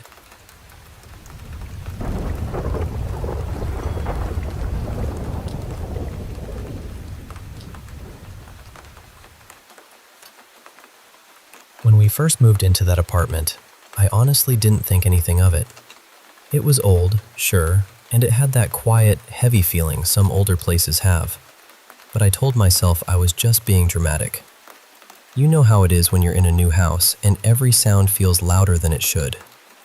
The apartment had 3 floors. My sisters and I stayed on the 2nd floor, and the 3rd floor was almost never used. It was supposed to be more like storage, but nobody really liked going up there. The air always felt colder, and the whole space had this stillness that made you want to finish whatever you were doing and leave. Our bedroom faced the backyard, and right outside the window there was this huge old tree. During the day, it looked harmless, just a big tree with thick branches and a wide trunk. But at night, it changed completely. The branches stretched across the yard in these strange shapes, and when the wind moved them, the shadows looked almost alive. At first, we laughed it off. Every old place has something creepy about it, right? But then the neighbors started saying things. Nothing direct, nothing clear. Just little comments like, "That place has a history," or "People don't usually stay there very long." They never explained what they meant, but the way they said it made me feel uneasy. And honestly, looking back, I think that was probably why the rent was so low. For the first couple of weeks, nothing happened. No strange noises, no weird footsteps, nothing. We unpacked, studied, adjusted to the place, and tried to ignore that uncomfortable feeling that seemed to linger in certain corners of the apartment. Then one night, everything changed. My sisters and I were studying late for exams. We each had our own little study table, and mine was near the window facing the backyard and that huge tree. After a while, my sisters got too tired and went to sleep, but I stayed awake because I still had a few chapters to finish. It must have been around 2 or 3 in the morning when I looked outside, just to rest my eyes for a second. And that's when I saw her. There was a woman walking slowly along the road. At first, I thought maybe I was tired and imagining it. But no, she was there. She was pregnant, heavily pregnant, and she was wearing a long blue dress that almost touched the ground. Her walk was strange, slow, careful, quiet in a way that didn't feel normal. I remember thinking, why would someone like that be outside at this hour? But I tried to push it out of my mind. I told myself maybe she lived nearby. Maybe she couldn't sleep. Maybe she was just taking a walk. Still, something about her felt wrong. The next night, it happened again. I was exhausted and already thinking about going to bed. But for some reason, something made me look outside. I don't even know why. I just turned my head toward the window. It was 2:45 in the morning, and there she was again. This time, I saw her more clearly. Her dress wasn't plain blue like I thought before. It had a faded floral pattern, with tiny pale blue flowers scattered across the fabric. Parts of it were darker, almost like shadows had sunk into the cloth. It looked old, like something from another time. One of her hands was resting over her stomach, holding it gently, protectively, as she walked. Her hair was long, thick, and black, falling all the way down her back. I froze at my desk. Then she stopped, just suddenly stopped walking. And slowly, too slowly, she turned her head toward my window. She looked directly at me. I knew she saw me. My whole body went cold. Her eyes looked dark and empty, like there was nothing behind them. I can't even explain the feeling properly. It wasn't just fear. It was sadness too. Deep, heavy sadness. I shut the window immediately and went straight to bed. But that night, I had a dream. In the dream, I saw a woman who looked happy. She was pregnant, smiling, standing beside a man who seemed to be her husband.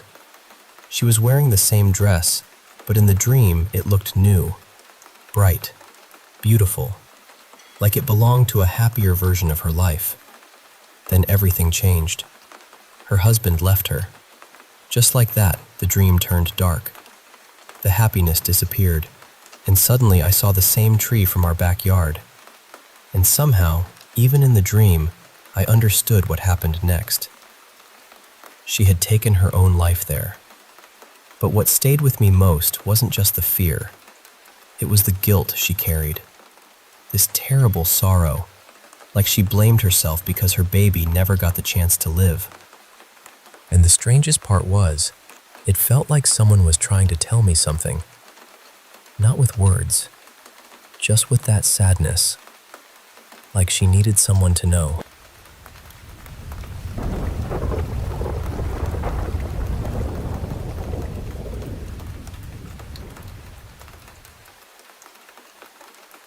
I've been feeling really frustrated with my life lately. Some days, it honestly feels like everything about me is wrong. I look at my face and I don't feel good about it. I don't feel confident in my body, my hair, or even my voice. I feel unlucky, and when it comes to love, I feel like I always end up losing. There have been moments where I've wondered why I was even born. But what hurts more is that my life wasn't always like this. A couple of years ago, things felt so much better. Some of my best memories were from my hostel days in Lucknow. Life felt lighter back then. I had good moments, good energy, and at least for a while, I felt like I was actually living. Then things slowly started changing. There was a girl I had feelings for. I'll call her Ria, because I don't want to use her real name. For some reason, her name always felt connected to mine, almost like life was giving me some kind of sign. I know that might sound strange, but at that time, that's how it felt to me. Around the end of April 2025, everything began to feel disturbed. I met with an accident and fractured my leg. From that day onward, something inside me changed. I started feeling like my life was falling apart, like it wasn't worth much anymore. After that, I felt like certain people had entered my life and started troubling me. I still don't fully understand who they were, why I felt that way, or when it really began. But at the time, it felt very real to me. I started feeling like I was being tortured physically, almost like I was being made to experience pain again and again.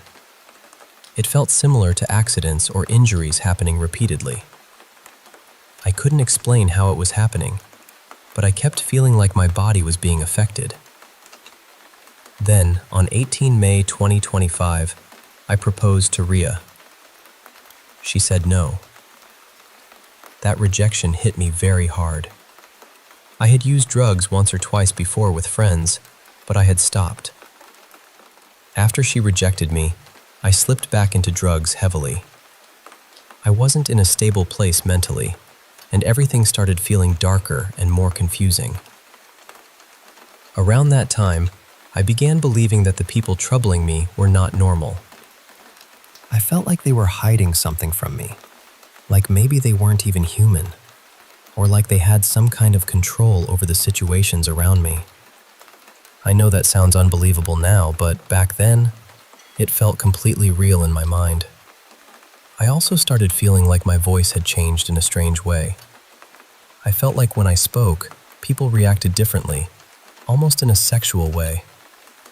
I know it sounds odd, and even I don't know how to explain it properly, but that was something I genuinely felt at the time.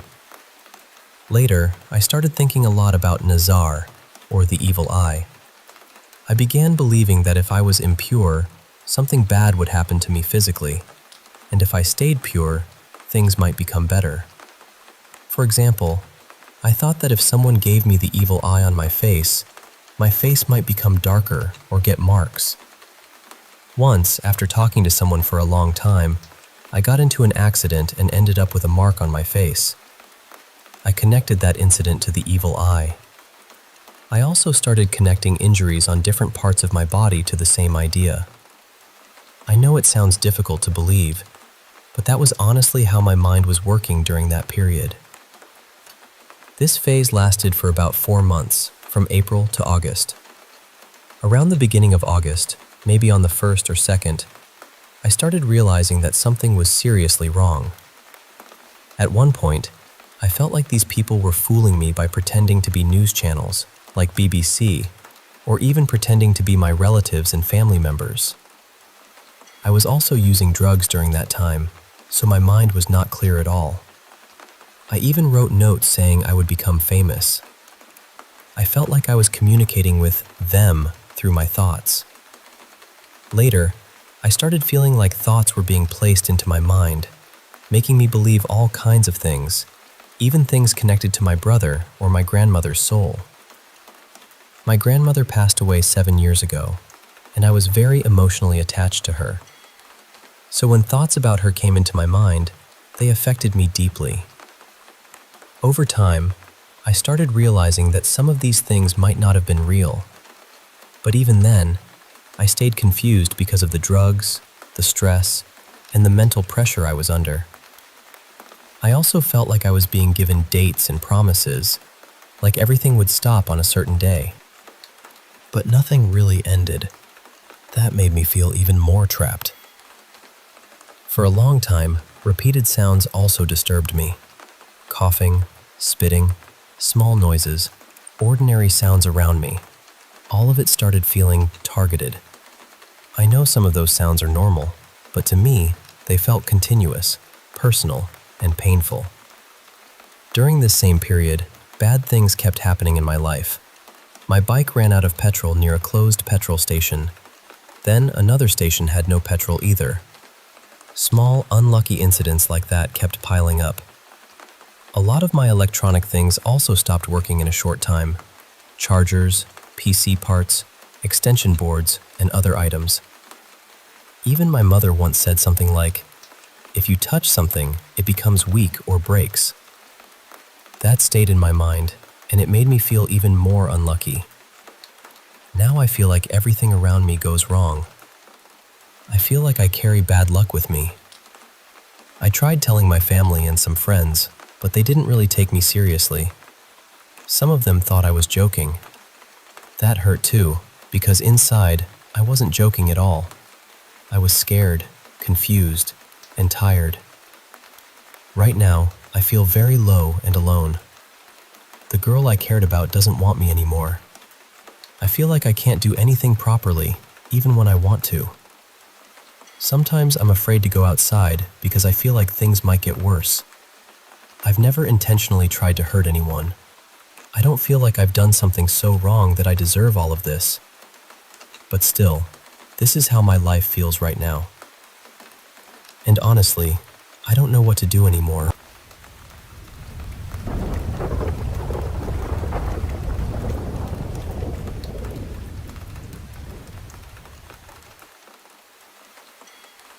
I was 19 when I finally started talking about this more openly. But the first time it happened, I was only about 12. I was at my grandparents' house one evening, sitting on the couch with my older sister, Mara, right beside me. I had my laptop open, just doing whatever kids do online at that age, not paying much attention to anything else.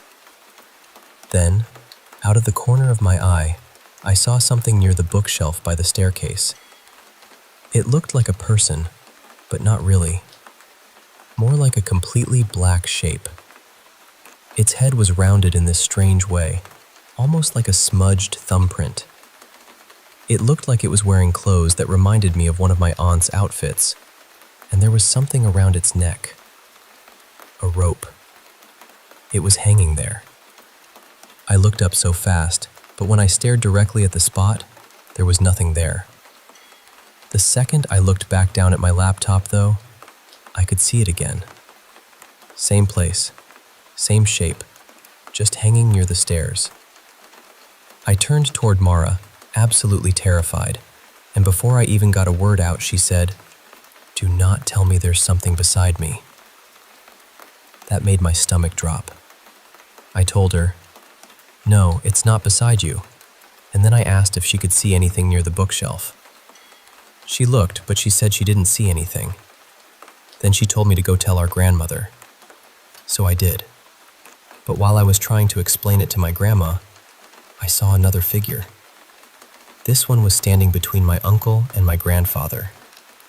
It looked just like the first one, only this time, the clothes reminded me of something my dad would wear.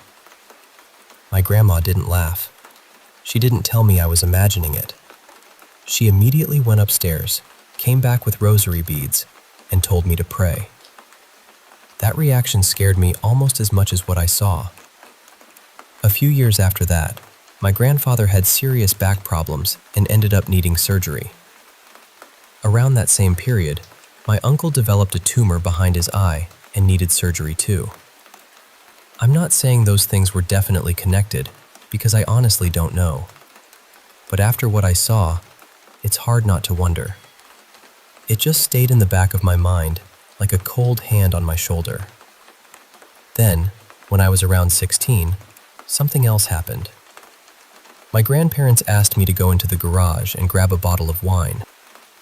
I didn't think anything of it. I walked over, opened the door, and flipped on the light. The lights flickered for a second, and in that flicker, I saw a man standing right in front of me. He was so close to my face that I jumped back immediately. He had a tall top hat, and he seemed broad, almost unnaturally large, though I could only really see him from the shoulders up. He was just there, inches away from me. I looked over at Mara, and the look on her face told me she knew. She knew exactly what I had seen. I ran back inside and started praying to God and Jesus because I didn't know what else to do. After a little while, I came back and sat beside my sister. She looked at me and asked, "Did you see that man too?" I said yes. That was when she told me she had seen the same man a few weeks before in the same house. We told our grandma again, and eventually she had a priest come bless the house. The strangest part is that it only ever happened to me and Mara. Nobody else in the family saw these things. Not my grandparents, not my parents, not my uncle, just us. And what still confuses me is that all of this seemed to start around the time I became more serious about my faith. I was praying more, believing more deeply in God, and trying to understand spiritual things in a real way. I still believe in God. I still pray. But I also still don't know what my sister and I saw in that house. And even now, years later, I think about it and wonder whether anyone else has experienced something like this, or whether there's any explanation for what was standing in front of us that night.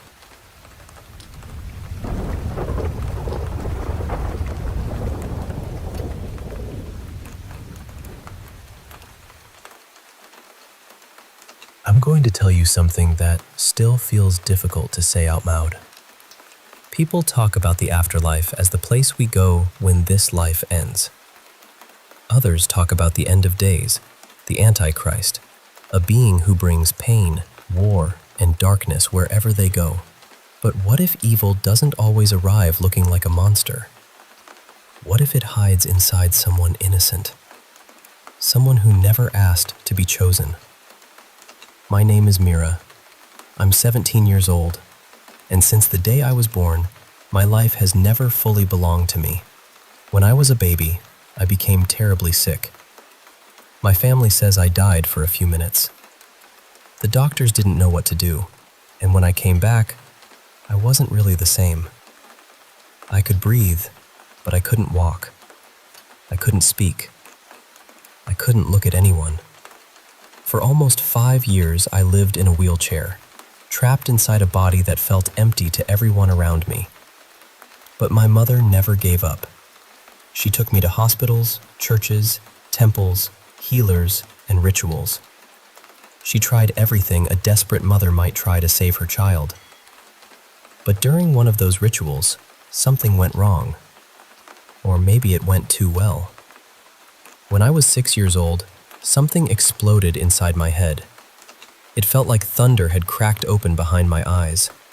My ears rang, my nose started bleeding, and then everything went black. When I woke up, I could walk. I could speak. I could run and jump like my body had only been waiting for permission to come back to life. The doctors had no explanation. They ran every test they could think of, but everything came back clean. My mother cried with relief, but I could still see something hidden in her eyes. A question.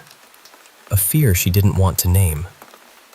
A year later, on my 7th birthday, I heard a voice. It was deep and heavy, like it came from somewhere ancient. "Wake up, Mira. The time to fight has come." I tried to scream, but strange words came out of my mouth. Words I didn't understand. My mother rushed into the room, and when she saw me, she froze. My hands were white. My nails had turned gray. My face was cold, almost lifeless. She carried me to the hospital. The doctors called specialists. They even brought in a translator who said I seemed to be speaking a strange mixture of Aramaic and Old Latin. Then one doctor looked at my mother and said something I'll never forget. "Ma'am, you need to look for help beyond medicine. This is not something we understand." A few days later, I started speaking English again, as if nothing had happened. But something inside me had already awakened. Years passed, and I tried to live like a normal girl. I went to school. I studied hard. I stayed quiet. I did everything I could to seem ordinary. Then, when I was 17, I was sitting in sociology class. We were talking about war, about how it destroys families, about children who lose everything before they're old enough to understand why. Then I saw a photo of a wounded little boy, and something inside me cracked.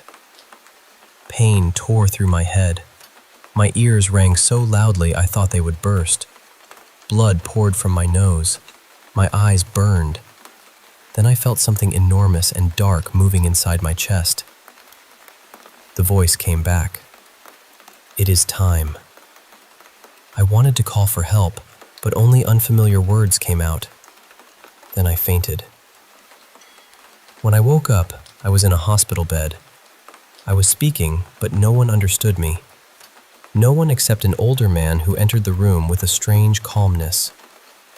He looked like a priest, but not exactly. He read my medical history. He listened to the words coming from my mouth. Then he turned to my mother and said, "Your daughter is not possessed in the way you think. She is a bridge." My mother didn't understand, so he continued. "There are 3 forces inside her: heaven, hell, and earth. Her body is the earth. The light that brought her back came from God. But during the rituals, something dark entered too. Now both are fighting inside her." My mother argued with him. She cried. She begged him not to say those things. Then the man took out an old book filled with symbols I didn't recognize, and for the first time, I saw my mother look at me with real fear. Not fear of me, fear for me. Not long after that, they told me I had to go to Rome. They said the Vatican would become my new home. I didn't want to leave. I didn't want to abandon my school, my house, my life. But everyone spoke as though there was no choice. Maybe there wasn't. When we arrived, they brought me to a sealed chamber, cold and silent. The moment I stepped inside, something changed. The anger that sometimes burned inside me faded a little. The pain my mother carried, the pain that had somehow been feeding something in me, grew quieter. The fear around me no longer made me stronger. It only made me sad. The priest looked at me and said, "This room is not here to cure you, Mira. It is here to help you control what lives inside you." I didn't understand. So he came closer and spoke gently. "When you died, a spark of God entered you. But when your family tried to save you at any cost, a shadow attached itself to that light. You are not only a girl. You are the meeting point between heaven, hell, and the human world." He told me that when I turn 33, one of those forces will fully awaken. The light or the darkness. And everything I do before then will decide whether I become salvation or destruction. So here I am. My name is Mira. I'm 17 years old. And I have 16 years left to control what lives inside me, before it controls me.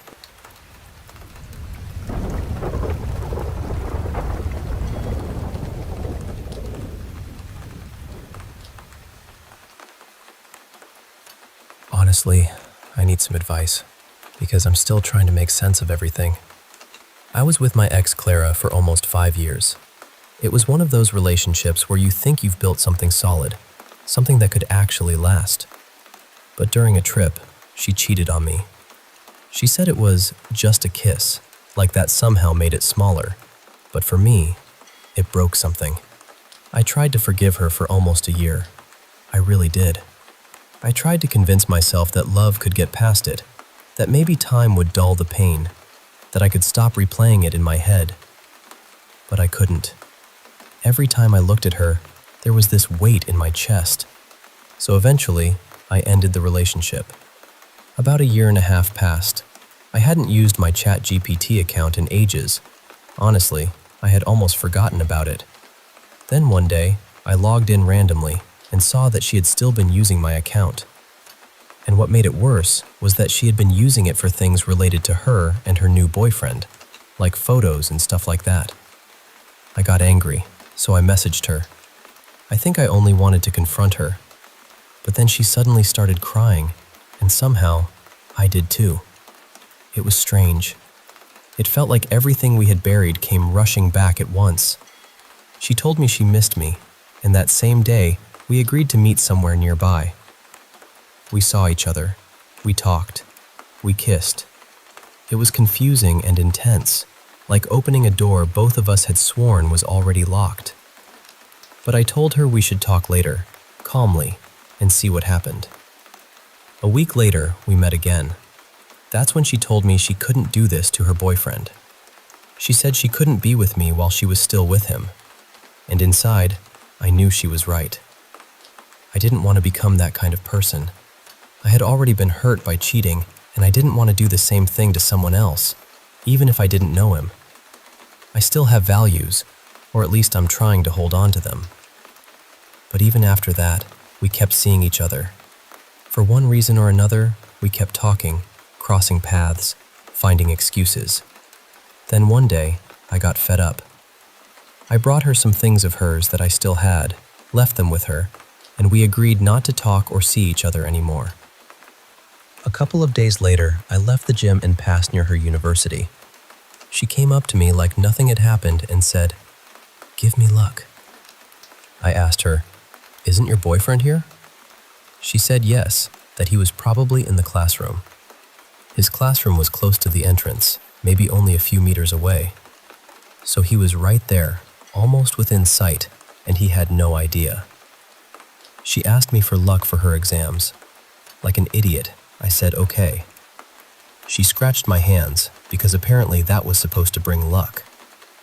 And then, being even more foolish, I told her she had to give it back to me later.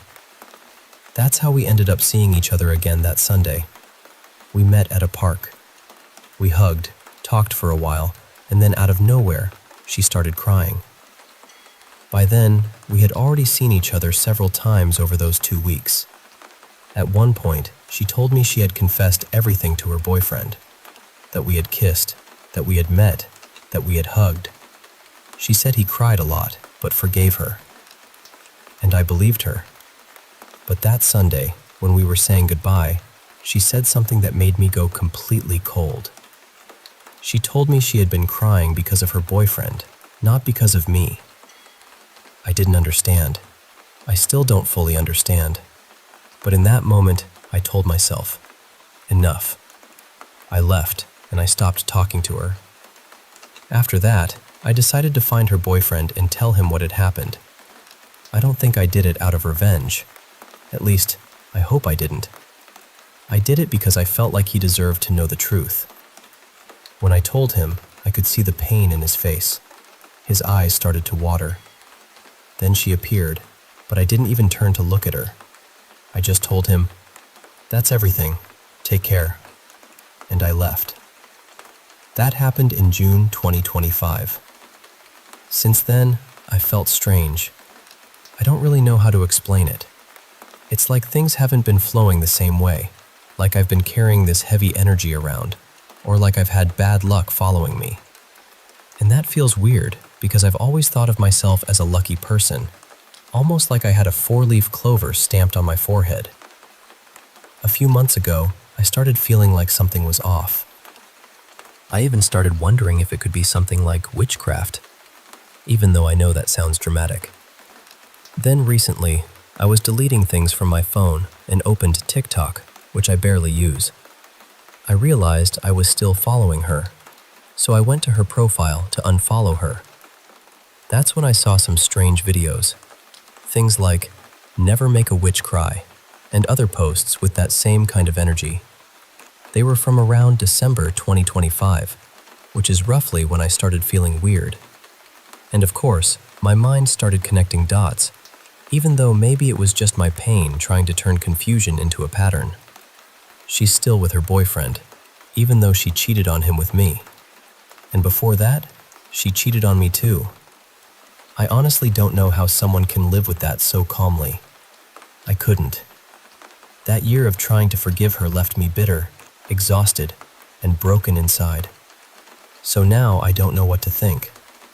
I don't know if I need a cleansing, therapy, real closure, or just to stop looking for signs in places where there might only be wounds that haven't healed yet. And yeah, part of me jokes that maybe I should travel back to the 1600s and deal with the witch myself. But seriously, I need help. What would you do if you were in my place?